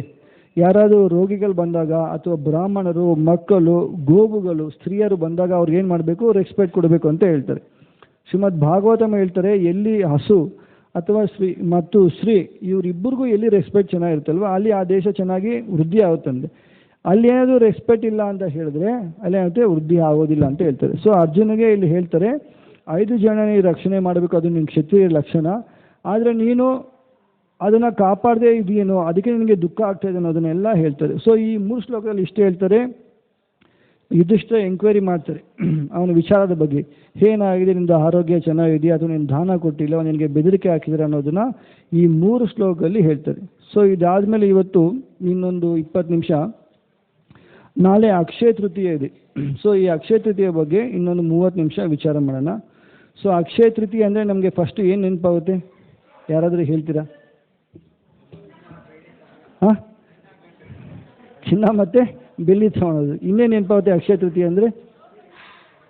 ಹಾಂ, ಅಕ್ಷಯ ಪಾತ್ರೆ ಕೊಟ್ಟು ನೆನಪು ಕರೆಕ್ಟ್. ಫಸ್ಟ್ ಏನು ನೆನಪಾಗಿತ್ತು ಎಲ್ಲರಿಗೂ? ಚಿನ್ನ ಮತ್ತು ಬೆಳ್ಳಿ ತಗೊಂಡು. ಓಕೆನಾ? ಸೊ ಈ ಅಕ್ಷಯ ತೃತೀಯದ ಒಂದು ವಿಶಿಷ್ಟತೆ ಏನು, ಮತ್ತು ಡಿವೋಟಿಸ್ ಆಗಿರೋದು ಅದು ಅಕ್ಷಯ ತೃತೀಯ ಅನ್ನೋದು ಎಷ್ಟು ಇಂಪಾರ್ಟೆಂಟ್ ಅನ್ನೋದನ್ನು ನಾವು ಇವತ್ತು ಒಂದು 20 ನಿಮಿಷದೊಳಗೆ ಡಿಸ್ಕಸ್ ಮಾಡೋಣ. ಸೊ ಕ್ಷಯ ಅಂದರೆ ನಾಶ ಆಗೋದು, ಅಕ್ಷಯ ಅಂದರೆ ನಾಶವಾಗದೇ ಇರೋದು. ಓಕೆನಾ? ಸೊ ಆ ಅಕ್ಷಯ ತೃತೀಯ ದಿವಸ ಯಾರಾದರೂ ಏನಾದರೂ ಒಂದು ಒಳ್ಳೆ ಕೆಲಸಗಳು ಮಾಡಿದ್ರೆ ಅದ್ರ ಫಲ ಜಾಸ್ತಿ ಇರುತ್ತೆ ಅಂತ ಹೇಳ್ತಾರೆ. ನಾರ್ಮಲಾಗಿ ಜಪ ನಾವೇನು ಮಾಡ್ತೀವಿ ಡೈಲಿ, ಅದಕ್ಕಿಂತ ಆ ಅಕ್ಷಯ ತೃತೀಯ ದಿವಸ ಮಾಡಿದ್ರೆ ತುಂಬ ಫಲ ಇರುತ್ತೆ. ಡೈಲಿ ನಾವು ಜಪ ಮಾಡೋದು ಫಲ ಇರುತ್ತೆ. ಯಾಕೆಂದರೆ ಜಪ ಮಾಡೋದು ಕರ್ಮಕಾಂಡಕ್ಕೆ ಸಿಗಾಕೊಳ್ಳಲ್ಲ. ಫಾರ್ ಎಕ್ಸಾಂಪಲ್ ಕರ್ಮ, ಅಕರ್ಮ, ವಿಕರ್ಮ ಅಂತ ಇದೆ. ಈ ಜಪ ಮಾಡೋದನ್ನು ಸಹ ಕರ್ಮದ ವಿಚಾರವಾಗಿ ಬರೋದಿಲ್ಲ. ಅದಕ್ಕೆ 10 ಅಪರಾಧಗಳಲ್ಲಿ 8ನೇ ಅಪರಾಧ ಇದೆ. ಏನಂತ ಇದೆ 8ನೇ ಅಪರಾಧ? 8ನೇ ಅಪರಾಧ ಈ ಹರೇ ಕೃಷ್ಣ ಮಂತ್ರ ಜಪ ಏನು ಮಾಡ್ತೀರೋ ಅದು ಕರ್ಮಕಾಂಡಕ್ಕೆ ಒಳಪಡೋದಿಲ್ಲ ಅಂತ ಹೇಳ್ತಾರೆ. ಸೊ ನಾವೇನಾದರೂ ಒಂದು ಒಳ್ಳೆ ಕಾರ್ಯ ಮಾಡ್ತೀವಿ ಅಂತ ಅಂದ್ಕೊಳ್ಳಿ. ಫಾರ್ ಎಕ್ಸಾಂಪಲ್ ಸತ್ಯನಾರಾಯಣ ಪೂಜೆ ಮಾಡ್ತೀವಿ ಅಥವಾ ನರಸಿಂಹ ಹೋಮ ಮಾಡ್ತೀವಿ, ಮತ್ತೊಂದೆಲ್ಲ ವ್ರತಗಳು ಮಾಡಿದಾಗ ಅದರಲ್ಲಿ ಪುಣ್ಯ ಗಳಿಸ್ತೀವಿ. ನಾವೇನಾದರೂ ಕೆಟ್ಟ ಕರ್ಮ ಮಾಡಿದರೆ ಅದರಿಂದ ದೂರ ಹೋಗಬೇಕು ಅಥವಾ ಪುಣ್ಯ ಗಳಿಸ್ಬೇಕು ಅನ್ನೋದಕ್ಕೆ ಮಾಡ್ತೀವಿ. ಆದರೆ ಜಪ ಆ ಥರ ಅಲ್ಲ. ಇದು ಕರ್ಮ, ಅಕರ್ಮ, ವಿಕರ್ಮಕ್ಕೆ ಸಂಬಂಧಪಟ್ಟಿದೆ. ಇದು ಅಕರ್ಮ ಅಂದರೆ ನಮ್ಮ ಹುಟ್ಟು ಸಾವು ಏನಿದೆ ಅಲ್ವಾ, ಇದರಿಂದ ಬಿಡುಗಡೆ ಮಾಡೋದಕ್ಕೆ ಮಾಡೋಂಥ ಕರ್ಮನೇ ಇದು ಅಕರ್ಮ ಅಂತ ಕರೀತಾರೆ. ಓಕೆನಾ? ಜಪ ಅದಕ್ಕೆ. ಹಾಗಾಗಿ ಡೈಲಿ ಮಾಡಿದ್ರೆ ತುಂಬ ಫಲ ಇರುತ್ತೆ, ಆದರೆ ಇಂಥ ದಿವಸಗಳು ಮಾಡಿದ್ರೆ ಇನ್ನೂ ಜಾಸ್ತಿ ಇರುತ್ತೆ ಅಂತ ಹೇಳ್ತಾರೆ. ಸೊ ಅಕ್ಷಯ ಅಂದರೆ ಅವಾಗ ಹೇಳಿದೆ, ಅಕ್ಷಯ ತೃತೀಯ ಅಂದರೆ ತಿಥಿ, ಅದು ಅಕ್ಷಯ ಅಂದರೆ ನಾಶವಾಗಿರೋಂಥ ಕೊಡುವಂಥ ರಿಸಲ್ಟು ಆ ದಿವಸ ಅಂತ ಹೇಳ್ತೀವಿ. ಜ್ಯೋತಿಷ್ಯರ ಪ್ರಕಾರ, ಜ್ಯೋತಿಷ್ಯ ಶಾಸ್ತ್ರ ಪ್ರಕಾರ 4 ದಿವಸ ತುಂಬ ಇಂಪಾರ್ಟೆಂಟ್ ಅಂತ ಹೇಳ್ತಾರೆ. ಒಂದು ಬಂದು ಅಕ್ಷಯ ತೃತೀಯ, ಎರಡನೇದು ಉಗಾದಿ, ಮೂರನೇದು ಬಂದು ದಸರಾ, ನಾಲ್ಕನೇದು ಕಾರ್ತಿಕ ಮಾಸದಲ್ಲಿ ಮೊದಲನೇ ದಿವಸ. ಈ 4 ದಿವಸದಲ್ಲಿ ಏನಾದರೂ ನಾವು ಶುಭ ಕಾರ್ಯ ಮಾಡಬೇಕು ಅಂತ ಅಂದರೆ ನಾವೇನಾದರೂ ಕಾಲ ನೋಡಬೇಕಾಗಿಲ್ಲ. ಫಾರ್ ಎಕ್ಸಾಂಪಲು, ನಾವೆಲ್ಲಾದರೂ ಔಟ್ಸೈಡ್ ಹೋಗ್ತಾ ಇದ್ದರೆ ಅಥವಾ ಗೃಹಪ್ರವೇಶ ಮಾಡ್ತಾ ಇದ್ದರೆ ಅಥವಾ ನಾಮಕರಣ ಏನೋ ಒಂದು ಶುಭ ಸಮಾರಂಭ ಮಾಡಬೇಕಂತ ಹೇಳಿದ್ರೆ ಫಸ್ಟ್ ಏನು ನೋಡ್ತೀವಿ? ರಾವು ಕಾಲ ಎಷ್ಟು ಗಂಟೆಗಿದೆ, ಯಾವುದು ಒಳ್ಳೆ ಟೈಮ್ ಅಂತ ನೋಡ್ತೀವೇ ಇಲ್ವಾ? ಸೊ ಆ ಟೈಮ್ನ ನೋಡಿ ನಾವೇನು ಮಾಡ್ತೀವಿ, ಒಂದು ಒಳ್ಳೆ ಕಾರ್ಯ ಮಾಡೋದಕ್ಕೆ ಸ್ಟಾರ್ಟ್ ಮಾಡ್ತೀವಿ. ಆದರೆ ಈ 4 ದಿವಸ ಅಕ್ಷಯ ತೃತೀಯ, ಉಗಾದಿ ಮತ್ತು ದಸರಾ ಮತ್ತು ಕಾರ್ತಿಕ ಮಾಸದಲ್ಲಿ ಮೊದಲನೇ ದಿವಸ ಟೈಮು ನೋಡೋ ಅವಶ್ಯಕತೆ ಇಲ್ಲವಂತೆ. ಎಲ್ಲ ಕಾಲ ಶುಭವಾಗಿರುತ್ತೆ ಅಂತ ಹೇಳ್ತಾರೆ. ಸೊ ಅಕ್ಷಯ ತೃತೀಯ ಏನು ಬಂದಿದೆಯಲ್ಲ, ಅದು ಎಲ್ಲ ಕಾಲ ಬಂದು ಶುಭವಾಗಿರುತ್ತೆ. ಯಾವ ಟೈಮಲ್ಲಿ ಬೇಕಾದ್ರೂ ನಾವೇನು ಮಾಡ್ಬೋದು, ಒಂದು ಒಳ್ಳೆ ಕಾರ್ಯಗಳು ಶುರು ಮಾಡ್ಬೋದು ಅಂತ ಹೇಳ್ತಾರೆ. ಆದರೆ ಡಿವೋಟಿಗೆ ಯಾಕೆ ತುಂಬ ಇಂಪಾರ್ಟೆಂಟ್ ಈ ಅಕ್ಷಯ ತೃತೀಯ ಅಂದರೆ, ಸುಮಾರಷ್ಟು ಲೀಲೆಗಳಿದೆ. ಭಗವಂತನ ಸುಮಾರಷ್ಟು ಲೀಲೆಗಳೆಲ್ಲ ಈ ದಿವಸ ನಡೆದಿದೆ ಅಂತೆ. ಫಸ್ಟ್ ಏನಪ್ಪ ಅಂತ ಹೇಳಿದ್ರೆ, ಗಂಗಾ ನದಿ ಈ ಭೂಲೋಕಕ್ಕೆ ಬಂದಿರೋದು ಸಹ ಇದೇ ಅಕ್ಷಯ ತೃತೀಯ ಅಂತ ಹೇಳ್ತಾರೆ. ಗಂಗಾ ನದಿ ಭೂಮಿ ಮೇಲೆ ಬರಬೇಕಂತ ಯಾರು ತಪಸ್ ಮಾಡಿದ್ದು? ಭಗೀರಥ ತಪಸ್ ಮಾಡಿದಾಗ ಏನಾಗುತ್ತೆ, ಆ ಗಂಗಾದೇವಿ ಭೂಲೋಕಕ್ಕೆ ಬಂತಲ್ಲ, ಅದು ಇದೇ ದಿವಸ ಅಂತ ಹೇಳ್ತಾರೆ. ಎರಡನೇದು ಯುಗ. ಒಟ್ಟು ಎಷ್ಟು ಯುಗ ಇದೆ? 5 6. ಯಾವ್ಯಾವ ಯುಗ? ಸತ್ಯಯುಗ, ಕಲಿಯುಗ. ಸೊ ಈ 4 ಯುಗದಲ್ಲಿ ತ್ರೇತಾಯುಗ ಇದೆಯಲ್ವಾ, ಈ ತ್ರೇತಾಯುಗ ಸ್ಟಾರ್ಟ್ ಆಗಿದ್ದು ಸಹ ಇದೇ ಅಕ್ಷಯ ತೃತೀಯ ದಿವಸ ಅಂತ ಹೇಳ್ತಾರೆ. ಮತ್ತು ಕೆಲವೊಂದು ಕಡೆ ವಿಚಾರ ಇದೆ, ಪ್ರತಿಯುಗನೂ ಸಹ, ಅದು ಸತ್ಯಯುಗ ಆಗಿರ್ಬೋದು, ದ್ವಾಪರಯುಗ, ತ್ರೇತಾಯುಗ, ಕಲಿಯುಗ, ಯಾವುದೇ ಯುಗ ಸ್ಟಾರ್ಟ್ ಆಗಬೇಕಂದ್ರೆ ಅದು ಅಕ್ಷಯ ತೃತೀಯ ದಿವಸನೇ ಸ್ಟಾರ್ಟ್ ಆಗುತ್ತೆ ಅಂತಲೂ ಸಹ ಹೇಳ್ತಾರೆ. ಮೊದಲನೇದು ಯಾವುದು? ಗಂಗಾದೇವಿ ಭೂಲೋಕಕ್ಕೆ ಬಂದಿರೋದು. ಎರಡನೇದು ಯುಗ ಸ್ಟಾರ್ಟ್ ಆಗಿದ್ದು. ಮೂರನೇದು ಬಂದು ನಾವಿವಾಗೆಲ್ಲ ಏನು ಶಾಸ್ತ್ರ ಓದ್ತಾ ಇದ್ವಿ, ಭಗವತ್ ಶಾಸ್ತ್ರ ಮತ್ತು 4 ಪುರಾಣ ಇದೆಲ್ಲ, ಇದನ್ನು ಬ್ರಹ್ಮದೇವರು ವೇದವ್ಯಾಸರು ಗಣೇಶನಿಗೆ ಹೇಳ್ತಾರೆ, ಅವಾಗ ಗಣೇಶ ಬರೀತಾರೆ. ಸೊ ಈ ಶಾಸ್ತ್ರಗಳನ್ನ ಬರೀತಾರಲ್ವ, ಅದು ಮೊದಲನೇ ದಿವಸನೂ ಸಹ ಅಕ್ಷಯ ತೃತೀಯ ದಿವಸನೇ ಅಂತ ಹೇಳ್ತಾರೆ. ಸೊ ಎಲ್ಲ ಶಾಸ್ತ್ರಗಳು ಬರೆದಿರೋವಂಥದ್ದು ಬರೆಯೋದು ಸ್ಟಾರ್ಟ್ ಮಾಡಿದ್ದು ಗಣೇಶ, ಮತ್ತು ವೇದವ್ಯಾಸರು ಹೇಳಿರೋದು ಸಹ ಅಕ್ಷಯ ತೃತೀಯ ದಿವಸನೇ. 4ನೇದು ಏನಪ್ಪ ಅಂದರೆ, ನಾವೆಲ್ಲ ಏನು ನೋಡ್ತೀವಿ, ಸೃಷ್ಟಿ, ಇದನ್ನು ಕ್ರಿಯೇಟ್ ಮಾಡಿದ್ದು ಯಾರು? ಬ್ರಹ್ಮದೇವರು. ಸೊ ಬ್ರಹ್ಮದೇವನ ಈ ಸೃಷ್ಟಿ ಮಾಡಿದ್ದು ಸಹ ಅಕ್ಷಯ ತೃತೀಯ ದಿವಸನೇ. ಸೊ ಫಸ್ಟ್ ಅದು ಗಂಗಾದೇವಿನ ಭೂಲೋಕಕ್ಕೆ ಬಂದಿದ್ದು, ಎರಡನೇದು ಯುಗ ಆರಂಭ, ಮೂರನೇದು ವೇದಗಳನ್ನ ಬರೆದಿರೋದು, ಮತ್ತು ಬ್ರಹ್ಮ ಈ ಕ್ರಿಯೇಷನ್ನ ಮಾಡಿರೋದು.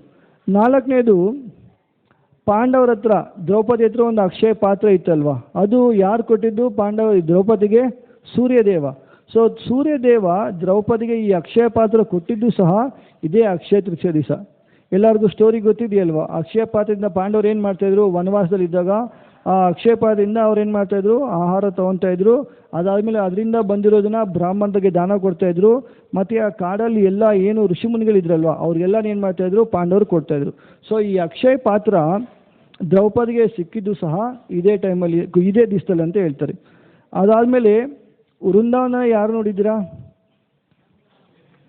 ವೃಂದಾವನದಲ್ಲಿ ತುಂಬ ಫೇಮಸ್ ಟೆಂಪಲ್ ಅಂದರೆ ಏನಾದರೂ ಬಂಕಿ ಬಿಹಾರ ಟೆಂಪಲ್ ಇದೆಯಲ್ವಾ, ತುಂಬ ಕ್ರೌಡ್ ಇರೋದು. ಸೊ ಈ ಬಂಕಿ ಬಿಹಾರ ಟೆಂಪಲಲ್ಲಿ ಭಗವಂತಂದು ಪಾದ ಯಾವತ್ತೂ ದರ್ಶನ ಇಲ್ಲ ಅಂತ ಹೇಳ್ತಾರೆ. ನಾರ್ಮಲಾಗಿ ನಾವು ನೋಡಿದ್ರೆ ರಾಧಾರಾಣಿದು ಪಾದ ಯಾವಾಗಲೂ ಕಾಣಿಸೋದಿಲ್ಲ. ಗೋಪಾಷ್ಟಮಿ ಆ ಟೈಮಲ್ಲಿ ಮಾತ್ರ ಏನು ಮಾಡ್ತೀರಿ, ರಾಧಾರಾಣಿದು ಪಾದ ಕಾಣಿಸ್ತದೆ, ಆ ಥರ ದರ್ಶನ ಕೊಡ್ತಾರೆ. ಆ ಥರ ಬಂಕಿ ಬಿಹಾರಿದು ಪಾದ ಯಾವತ್ತೂ ತೋರಿಸೋದಿಲ್ಲ. ಆದರೆ ಅದೇ ಬಂಕಿ ಬಿಹಾರಿ ಪಾದನ ಇದೇ ಅಕ್ಷಯ ತೃತೀಯದಲ್ಲಿ ತೋರಿಸ್ತಾರೆ ಅಂತ ಹೇಳ್ತಾರೆ. ಅದಾದಮೇಲೆ ಕುಬೇರನಿಗೆ ಖಜಾಂಜಿ ಸ್ಥಾನ ಒಂದಿದೆಯಲ್ಲ, ಟ್ರೆಸರಿ, ಅವ್ರು ಯಾರು ದೇವತೆಗಳಿಗೆ ಖಜಾಂಜಿ, ಅವ್ರಿಗೆ ಆ ಸ್ಥಾನ ಗಳಿಸಿದ್ದು ಸಹ ಇದೇ ದಿವಸ ಅಂತ ಹೇಳ್ತಾರೆ. ಸೊ ಸುಮಾರಷ್ಟಿದೆ. ಅದಾದಮೇಲೆ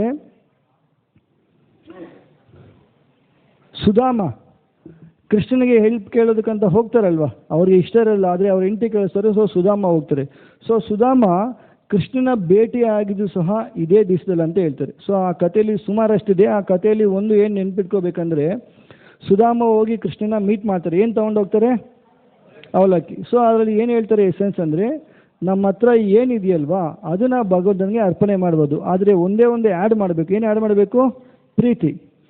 ನಾವು ಏನಾದರೂ ದಾನ ಕೊಡಬೇಕಂದ್ರೆ 1000 ರೂಪೀಸ್ ಆಗಿದ್ರೆ ಒಂದು ಕಾಯಿನ್ ಹಾಕ್ತೀವಿ, ಇದು ಕೊಟ್ಟರೆ ಚೆನ್ನಾಗಿರುತ್ತೆ ಅಂತ 1001 ಕೊಡ್ತೀವಿ, ಅಥವಾ 501.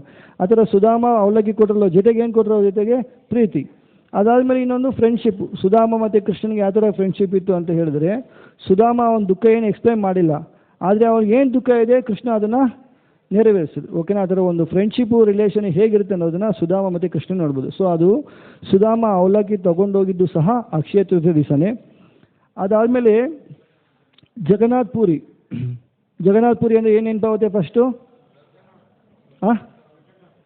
ಜಗನ್ನಾಥ್ ನೆನಪಾಗ್ತಾರೆ, ಮತ್ತು ಪ್ರಸಾದ. ಮೂರನೇದು ರಥಯಾತ್ರ. ಕರೆಕ್ಟ್ ಅಲ್ವಾ? ಸೊ ಆ ರಥ ಏನಿದೆಯಲ್ವಾ, ಆ ರಥನ ಸ್ಟಾರ್ಟ್ ಮಾಡೋದು ಅಕ್ಷಯ ತೃತೀಯ ದಿವಸನೇ.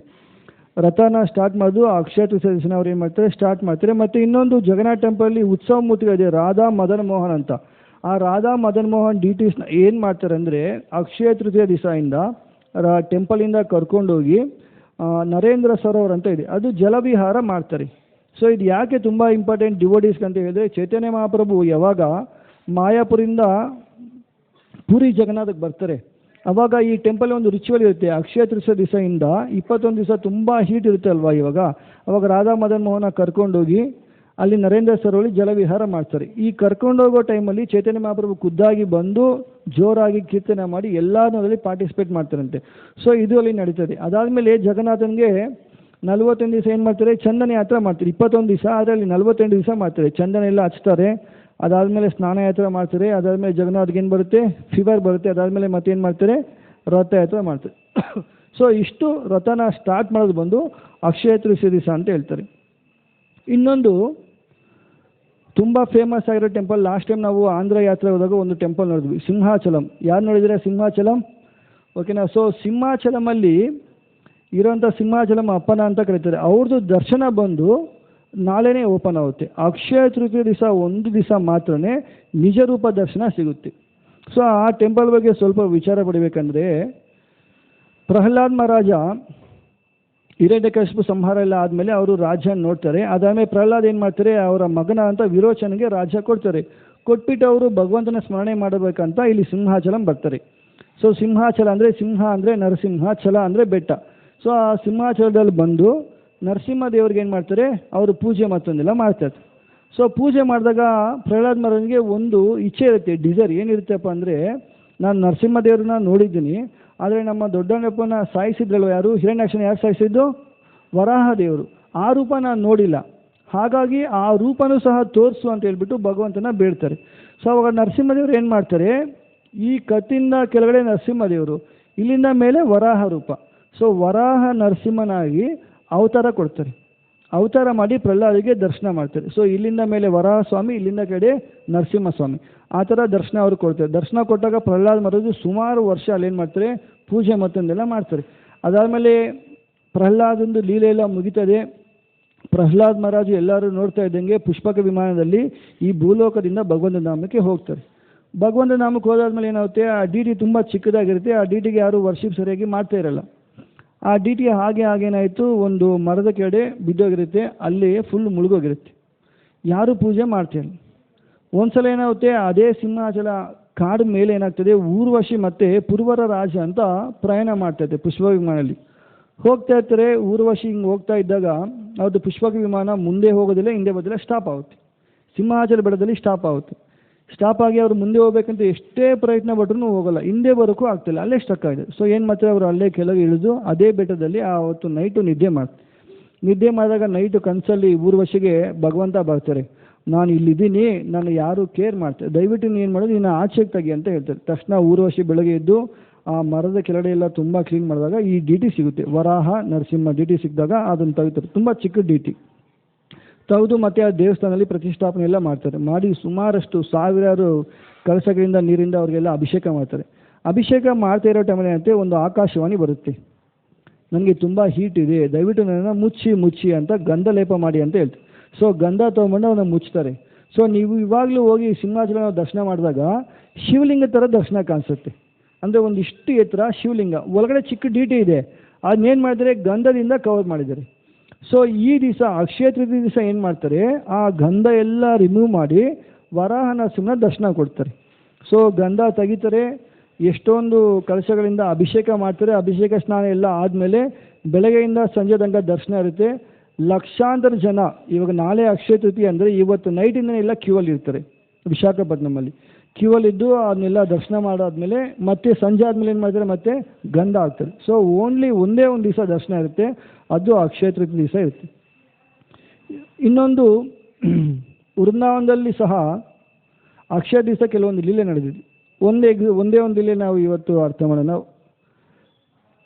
ನಂದ ಮಹಾರಾಜ್ ಏನು ಮಾಡ್ತಾರೆ, ಒಂದು ದಿವಸ ಯಶೋದಾಗೆ ಹೇಳ್ತಾರೆ, ನಾನು ನಾಳೆ ಪ್ರಯಾಣ ಮಾಡ್ತಾ ಇದ್ದೀನಿ, ನನಗೆ ಸ್ವಲ್ಪ ಏನು ಮಾಡಿ ಪ್ಯಾಕ್ ಮಾಡ್ತಾರಲ್ವ ಡ್ರೈ ಪ್ರಸಾದ ಎಲ್ಲ, ಅದನ್ನು ಪ್ಯಾಕ್ ಮಾಡಿದಾಗ ನಾನು ನಾಳೆ ಹೋಗ್ತೀನಿ ಅಂತ ಹೇಳ್ತಾರೆ. ಸೊ ಯಶೋಧ ಮಾತೆ ಏನು ಮಾಡ್ತಾರೆ, ಎಲ್ಲ ಫುಡ್ ಎಲ್ಲ ಪ್ರಿಪೇರ್ ಮಾಡ್ತಾ ಇರ್ತಾರೆ.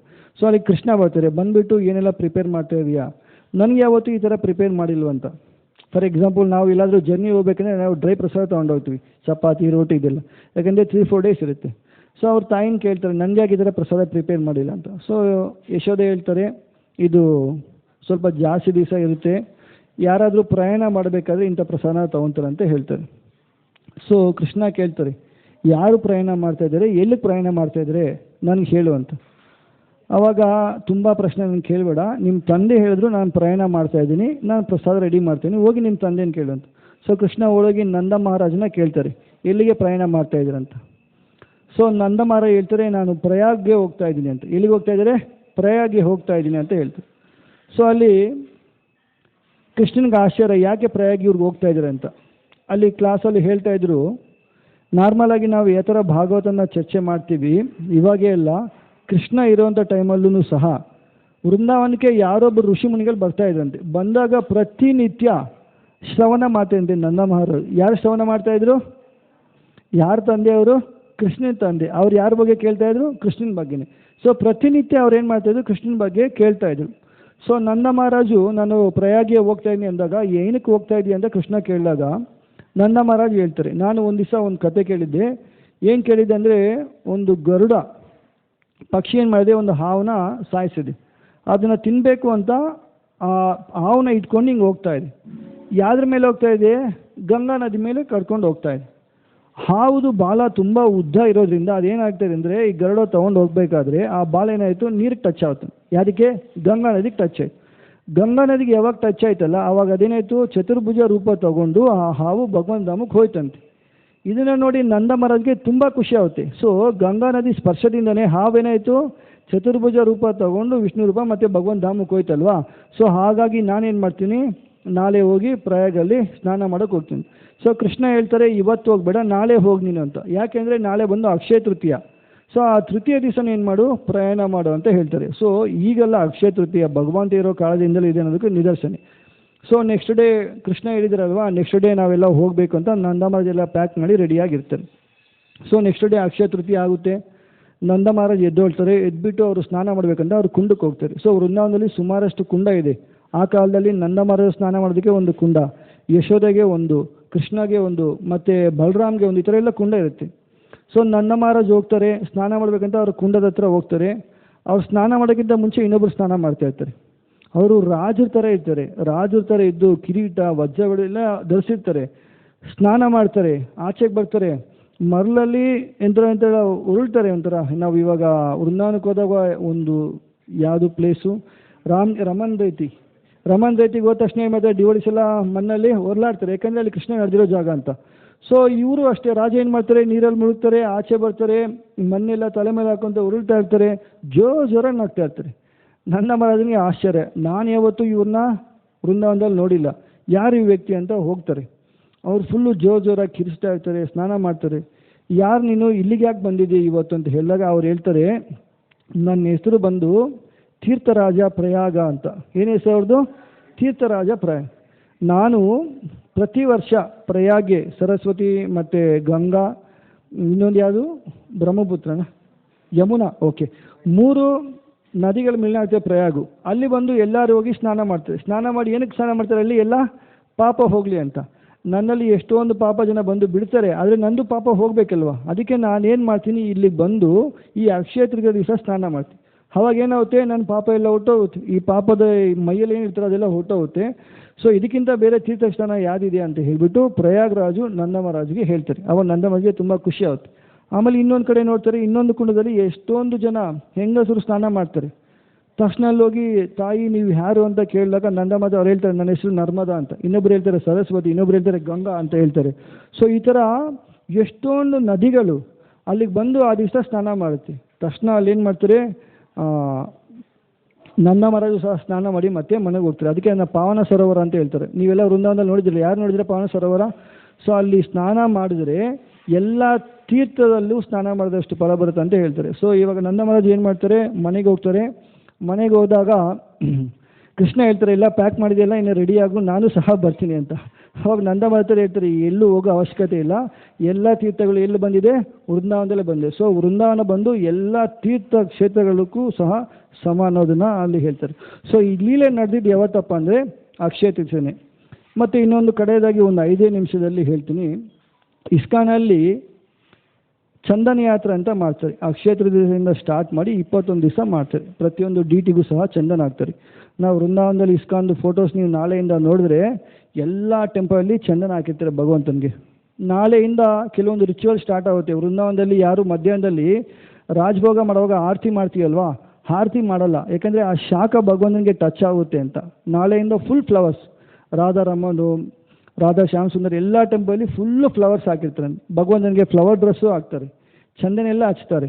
ರಾಧಾ ಮಾಧವ ನೀವು ಮಾಯಾಪುರಲ್ಲಿ ನೋಡಿದಾಗ ಅವ್ರಿಗೂ ಸಹ ಚಂದನ ಎಲ್ಲ ಹಚ್ಚಿರ್ತಾರೆ. ಸೊ ಇದೆಲ್ಲ ಏನು ನಾಳೆಯಿಂದ ಸ್ಟಾರ್ಟ್ ಆಗುತ್ತೆ.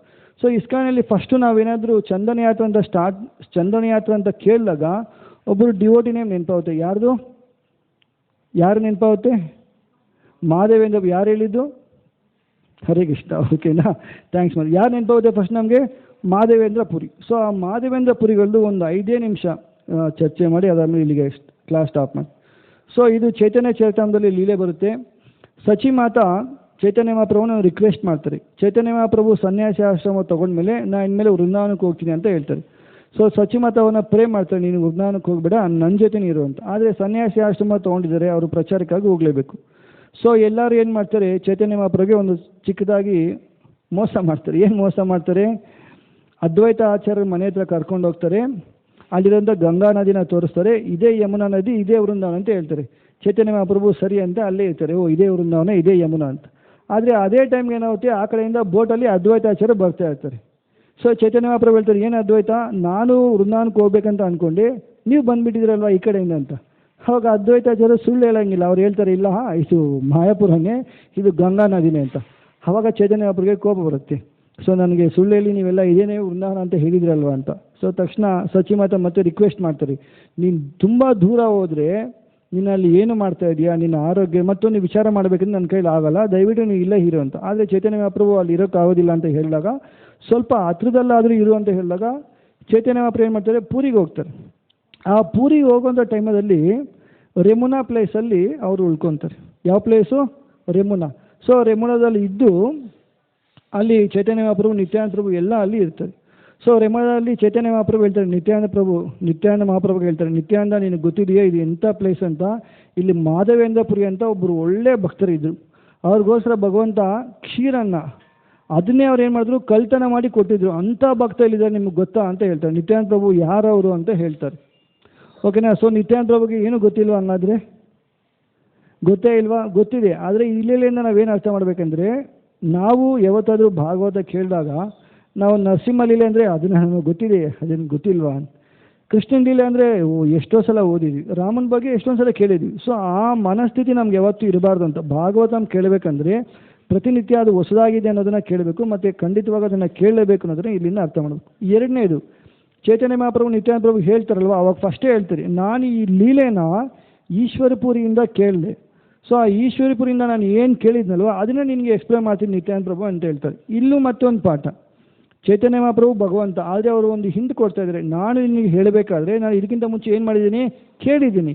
ಏನು ಕೇಳಿದ್ನಲ್ವಾ ಅದನ್ನೇ ನಾನು ಇವಾಗ ಎಕ್ಸ್ಪ್ಲೇನ್ ಮಾಡ್ತಾಯಿದ್ದೀನಿ ಅಂತ. ಸೊ ಅವರು ಎಕ್ಸ್ಪ್ಲೇನ್ ಮಾಡ್ತಾರೆ. ಚೈತನ್ಯ ಮಹಾಪ್ರಭು ನಿತ್ಯಾನಂದ ಪ್ರಭುಗೆ ಸ್ವತಃ ಭಗವಂತ ಎಕ್ಸ್ಪ್ಲೇನ್ ಮಾಡಿರೋಂಥ ಭಕ್ತರ ಬಗ್ಗೆ ಒಂದು ಸ್ಟೋರಿ ಏನಾಗುತ್ತೆ. ಒಂದು ದಿವಸ ಮಾಧವೇಂದ್ರ ಪುರಿಗಳು ವೃಂದಾವನದಲ್ಲಿ ಗೋಧನ ಪರಿಕ್ರಮ ಮಾಡ್ತಾ ಇರ್ತಾರೆ. ಪರಿಕ್ರಮ ಮಾಡಿ ಮಾಡಿ ಮಾಡಿ ಒಂದು ಮರದ ಕೆಳಗಡೆ ಸ್ನಾನ ಮಾಡಿ ಕೂತಿರ್ತಾರೆ. ಕೂತು ಹಾಗೆ ಸ್ವಲ್ಪ ನಿದ್ದೆ ಮಾಡ್ತಾ ಇರ್ತಾರೆ. ಅವ್ರಿಗೆ ಸ್ವಲ್ಪ ಹೊಟ್ಟೆ ಹಸು ಸಹ ಆಗ್ತಾ ಇರುತ್ತೆ. ಮಾಧವೇಂದ್ರ ಪುರಿನ ಏನಂತ ಕರೀತಾರೆ ಅಂದರೆ, ಸನ್ಯಾಸಿಗಳಲ್ಲಿ ಸುಮಾರಷ್ಟು ಡಿಫ್ರೆಂಟ್ ಟೈಪ್ಸ್ ಆಫ್ ಸನ್ಯಾಸಿ ಇದ್ದಾರೆ.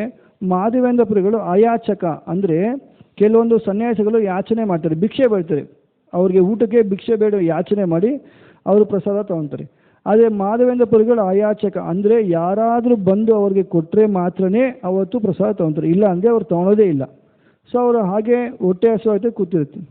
ಅಲ್ಲೊಬ್ಬ ಹುಡುಗ ಬರ್ತಾನೆ, ಗೋಪಾಲ್ ಅಂತ, ಬಂದು ಏನು ಮಾಡ್ತಾನೆ, ಒಂದು ಮಡಿಕೆಯಲ್ಲಿ ಹಾಲು ಕೊಡ್ತಾರೆ, ತಗೊಂಡು ಇದು ಕುಡೀರಿ, ನಿಮಗೆ ತುಂಬ ಹೊಟ್ಟೆ ಹಸುವಾಗಿದೆ ಅಂತ. ಸೊ ತಕ್ಷಣ ಮಾಧವೇಂದ್ರ ಪುರಿ ಹೇಳ್ತಾರೆ, ನೀನು ಯಾರು ನನಗೆ ಕೊಡೋದಕ್ಕೆ, ನನಗೆ ಹೊಟ್ಟೆ ಹಸುವಿದೆ, ನಿನ್ಗೆ ಹೆಂಗೆ ಗೊತ್ತಾಯ್ತು ಅಂತ.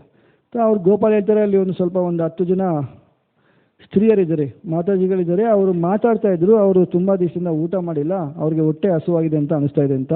ಸೊ ಅದನ್ನು ನಾನು ಕೇಳಿಸ್ಕೊಂಡೆ, ಇದು ನನ್ನದೇ ಊರು, ಸೊ ನನ್ನೂರಲ್ಲಿ ಯಾರು ಈ ಥರ ಹೊಟ್ಟೆ ಹಸು ಮಾಡ್ಕೊಂಡು ಇರಬಾರ್ದು, ಹಾಗಾಗಿ ನಿನ್ಗೇನು ಮಾಡ್ತಾನೆ, ಹಾಲು ಕೊಡ್ತಾ ಇದ್ದೀನಿ ಕುಡಿ ಅಂತ ಹೇಳ್ತಾರೆ. ಸೊ ಮಾಧವೇಂದ್ರ ಪುರಿಗಳು ಯೋಚನೆ ಮಾಡ್ತಾರೆ. ಅವ್ರು ಹೇಳ್ತಾರೆ, ಗೋಪಾಲ್ ಏನು ಹೇಳ್ತಾರೆ, ನೀನು ಕುಡಿ, ಆ ಮಡಿಕೆನ ಹಂಗೆ ಇಟ್ಕೊಂಡಿರು, ನಾನು ಬಂದು ಸಂಜೆ ಕಲೆಕ್ಟ್ ಮಾಡ್ತೀನಿ ಅಂತ.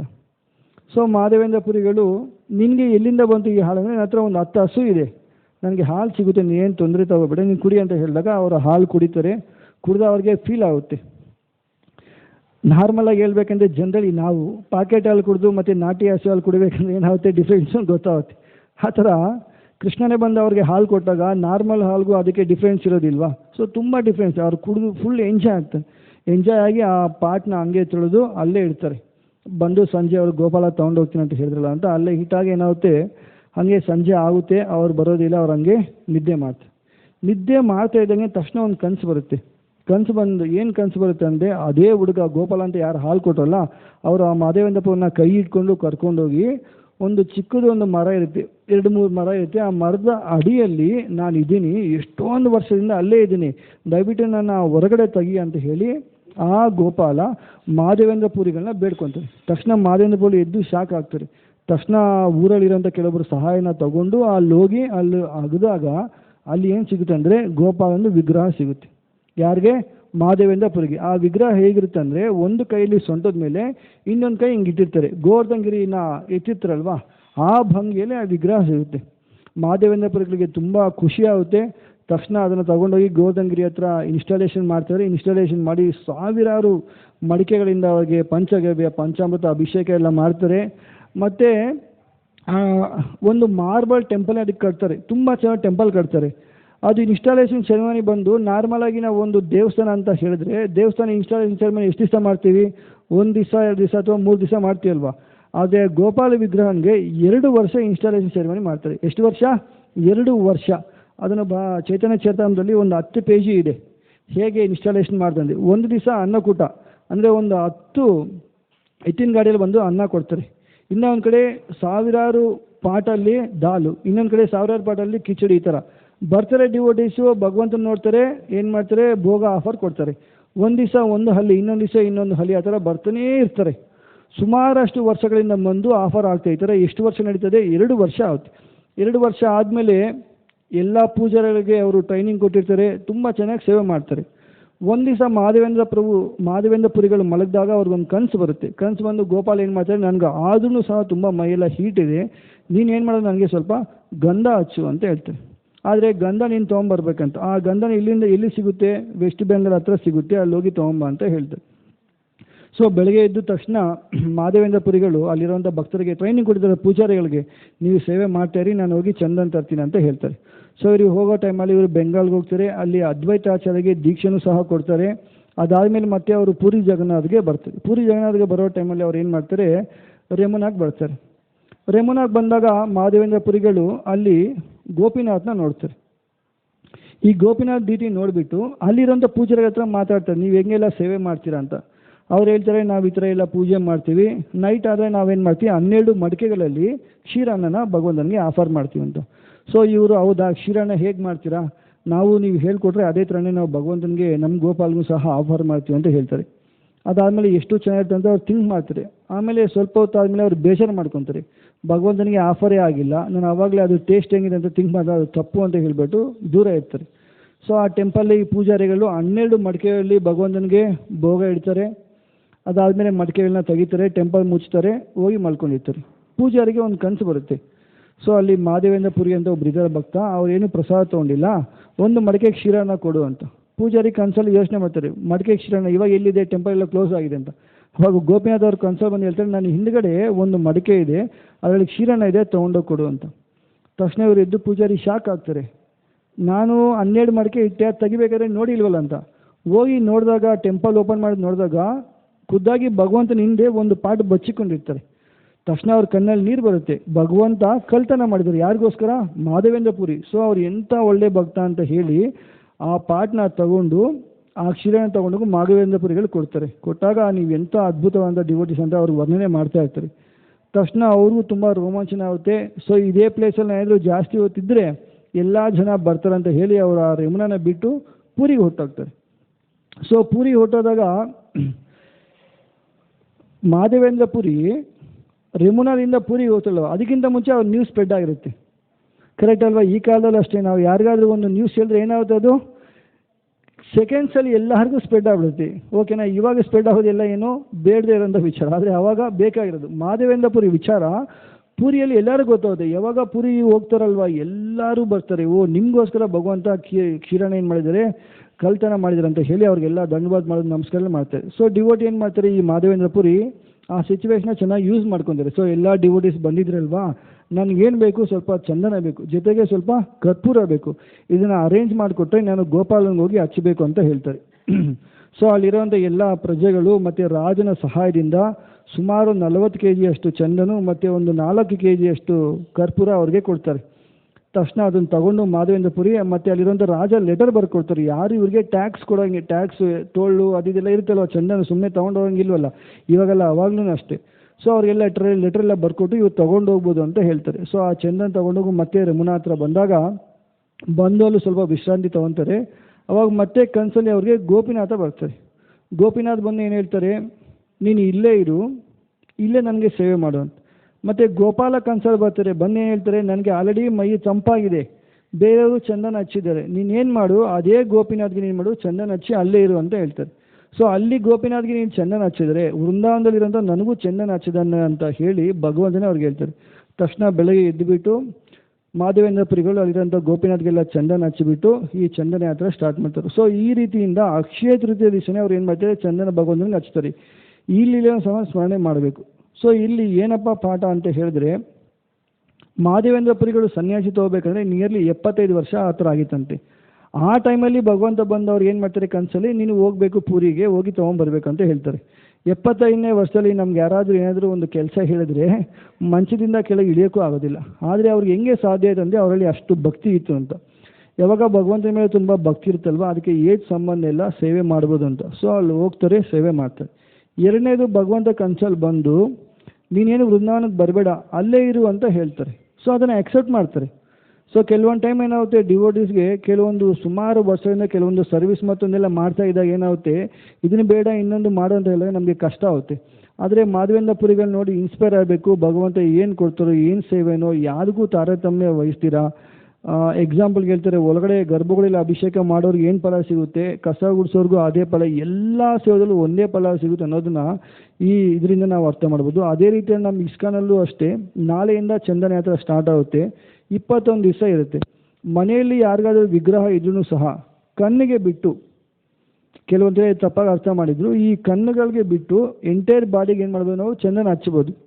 21 ದಿವಸ ಆದಮೇಲೆ ಏನು ಮಾಡಬೇಕು, ಮತ್ತೆ ಡಿಟೀಸ್ಗೆ ಸ್ನಾನ ಮಾಡಿ ಆ ಚಂದನ ತೆಗಿತಾರೆ. ಇನ್ ಕೇಸ್ ಕೆಲವೊಬ್ಬರು ಮನೇಲಿ ಡಿಟೀಸ್ ಇಲ್ಲ, ಫೋಟೋಸ್ ಇದ್ದರೆ ಆ ಫೋಟೋಸ್ಗೂ ಸಹ ಏನು ಮಾಡ್ತಾರೆ, ಚಂದನ ಹಚ್ತಾರೆ. ಸೊ ಈ ಚಂದನ ಹಚ್ಚೋದ್ರಿಂದ ತುಂಬ ಖುಷಿ ಆಗ್ತಾರಂತೆ. ಯಾರು ಲಕ್ಷ್ಮೀದೇವಿ ತುಂಬ ಖುಷಿ ಆಗ್ತಾರೆ. ಯಾವಾಗ ಕೃಷ್ಣನಿಗೆ ತುಂಬ ಹೀಟ್ ಇರುತ್ತೆ ಅವಾಗ ಚಂದನ ಹಚ್ಚಿ ಕೂಲ್ ಮಾಡಿದಾಗ ಲಕ್ಷ್ಮೀದೇವಿ ಸಹ ತುಂಬ ಖುಷಿ ಆಗ್ತಾರೆ ಅಂತ ಹೇಳ್ತಾರೆ. ಅದು ಬಿಟ್ಟರೆ ಏನಾದರೂ ಪರ್ಚೇಸ್ ಮಾಡೋದ್ರಿಂದ ಖುಷಿ ಆಗೋದಿಲ್ಲ. ಓಕೆನಾ, ಚಂದನ ಹಚ್ಚೋದ್ರಿಂದ ಖುಷಿ ಆಗ್ತಾರೆ. ಸೊ ಇಷ್ಟು ಎಲ್ಲ ಲೀಲೆಗಳು ಈ ಅಕ್ಷಯ ತೃತೀಯ ದಿವಸ ನಡೆದಿದೆ. ಹಾಗಾಗಿ ಡಿವೋಟೀಸ್ಗೆ ಏನು ಇಂಪಾರ್ಟೆಂಟ್ ಅಂದರೆ, ನಾಳೆ ಯಾರು ತುಂಬ ಚೆನ್ನಾಗಿ ಚಾಂಟಿಂಗ್ ಮಾಡ್ತಾರೆ, ಭಾಗವತನ ಓದ್ತಾರೆ, ಅಥವಾ ಭಗವತನ ದಾನ ಕೊಡ್ತಾರೆ, ಸ್ಪಿರಿಚುವಲ್ ಆ್ಯಕ್ಟಿವಿಟೀಸ್ ಏನೇ ಮಾಡಿದ್ರು ಸಹ ಅದರದ್ದು ಫಲ ತುಂಬ ಹೆಚ್ಚಾಗಿರುತ್ತೆ ಅಂತ ಹೇಳ್ತಾರೆ. ಹರೇ ಕೃಷ್ಣ. ಗ್ರಂಥರಾಜ್ ಶ್ರೀಮದ್ ಭಾಗವತಂ ಕಿ. ಇದರಲ್ಲಿ ಏನಾದರೂ ಪ್ರಶ್ನೆ ಇದ್ದರೆ ಕೇಳ್ಬೋದು, ಇನ್ನು ಒಂದೇ ನಿಮಿಷ.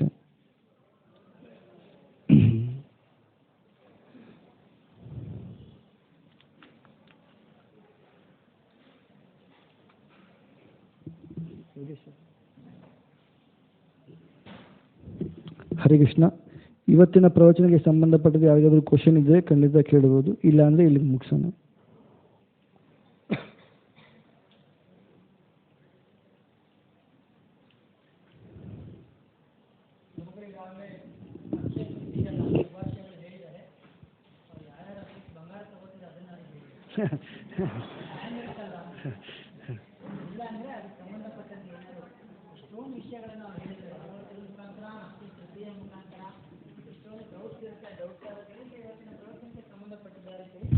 ಇಲ್ಲಾಂದರೆ ಏನಾದರೂ ಟೇಕ್ ಅವೇ ಪ್ರಭು ಇವತ್ತಿನ ಪ್ರವಚನದಲ್ಲಿ ಇದು ತುಂಬ ನನಗೆ ಗೊತ್ತಿರಲಿಲ್ಲ, ಗೊತ್ತಾಯಿತು ಅಥವಾ ಈ ವಿಷಯ ನನಗೆ ಇಷ್ಟ ಆಯಿತು, ಇದನ್ನು ನನ್ನ ಜೀವನದಲ್ಲಿ ಅಳವಡಿಸ್ಕೊಂಡು ಹೋಗ್ತೀನಿ, ಇಲ್ಲ ಬಂಗಾರ ತಗೋತೀನಿ, ಏನಿದ್ರೂ ಪರವಾಗಿಲ್ಲ, ಏನಾದ್ರು ಒಂದು ಕಾಮೆಂಟ್ನ ಹೇಳಿ. Yes Mataji please.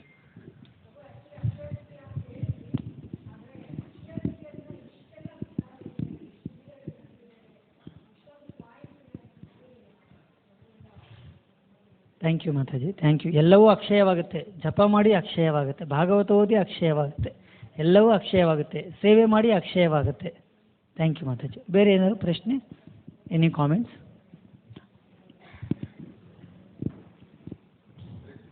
ಹಾಂ ಎಸ್ ಪ್ರಭು. ಚಂದನ್ ಹಚ್ಬೇಕಂದ್ರಲ್ಲ ಭಗವಂತನಿಗೆ 21 ದಿನ ಹಾಗೆ ಇರಬೇಕಾ ಅದು, ಅಥವಾ 21 ದಿನ ಆದಮೇಲೆ ಕ್ಲೀನ್ ಮಾಡಬೇಕಾ? 21 ಡೇಸ್ ನಾರ್ಮಲ್ ಏನು ಮಾಡ್ತಾರೆ ಎಲ್ಲ ಟೆಂಪಲ್ಸಲ್ಲಿ ಅವಕಾಶ ಇದ್ದಾಗ ಏನು ಮಾಡ್ತಾರೆ, ಕೆಲವೊಂದು ಟೆಂಪಲ್ಸಲ್ಲಿ ಎಸ್ಪೆಷಲಿ ಪೂರಿ ಜಗನ್ನಾಥ ಮತ್ತು ಮಾಯಾಪುರ ವೃಂದಾವನದಲ್ಲಿ ಪ್ರತಿ ದಿವಸ ಒಂದೊಂದು ಥರ ಅಲಂಕಾರ ಮಾಡ್ತಾರೆ. ಒಂದು ದಿವಸ ರಾಮಂದು ಏನು ಕಲರ್ ಇದೆಯಲ್ವ ಅದೇ ಕಲರಲ್ಲಿ ಭಗವಂತನಿಗೆ ಅಲಂಕಾರ ಮಾಡ್ತಾರೆ. ಇನ್ನೊಂದು ದಿವಸ ಬ್ಲೂ ಕಲರಾಗಿ ಚಂದನಾಗಿ ಅಲಂಕಾರ ಮಾಡ್ತಾರೆ. ಅವಕಾಶ ಇದ್ದರೆ ಏನು ಮಾಡ್ತಾರೆ, ಪ್ರತಿ ದಿವಸ ಹಚ್ತಾರೆ, ಡೆಕೋರೇಟ್ ಮಾಡ್ತಾರೆ ಭಗವಂತನ. ಅದಾದಮೇಲೆ ಚಂದನ್ ತೆಗಿತಾರೆ, ಹಚ್ತಾರೆ. ನಾರ್ಮಲಾಗಿ ನಾವೇನು ಮಾಡ್ತೀವಿ, ಪ್ರತಿ ದಿವಸ ಸ್ವಲ್ಪ ಸ್ವಲ್ಪ ಚಂದನ್, ಫಸ್ಟ್ ಡೇ ಸ್ವಲ್ಪ ಹಚ್ತೀವಿ, ಸೆಕೆಂಡ್ ದಿವಸ ಇನ್ನೊಂದು ಸ್ವಲ್ಪ ಚಂದನ್ ತೊಗೊಂಡು ಹಿಂಗೆ ಹಚ್ತೀವಿ. ಅದು ಭಗವಂತನಿಗೆ ಪ್ರೀತಿ ಆಗಲಿ ಅಂತ 21 ದಿವಸ ನಾರ್ಮಲಾಗಿ ಮಾಡ್ತೀವಿ. ಪೂರಿ ಜಗನ್ನಾಥದಲ್ಲಿ ಇದನ್ನು 48 ದಿವಸ ಮಾಡ್ತೀವಿ. ನಾವು ಮನೆಗಳಲ್ಲಿ 21 ದಿವಸ ಮಾಡಬೇಕು ಅಂತ ನಾರ್ಮಲಾಗಿ ಹೇಳ್ತೀವಿ. ಓಕೆ,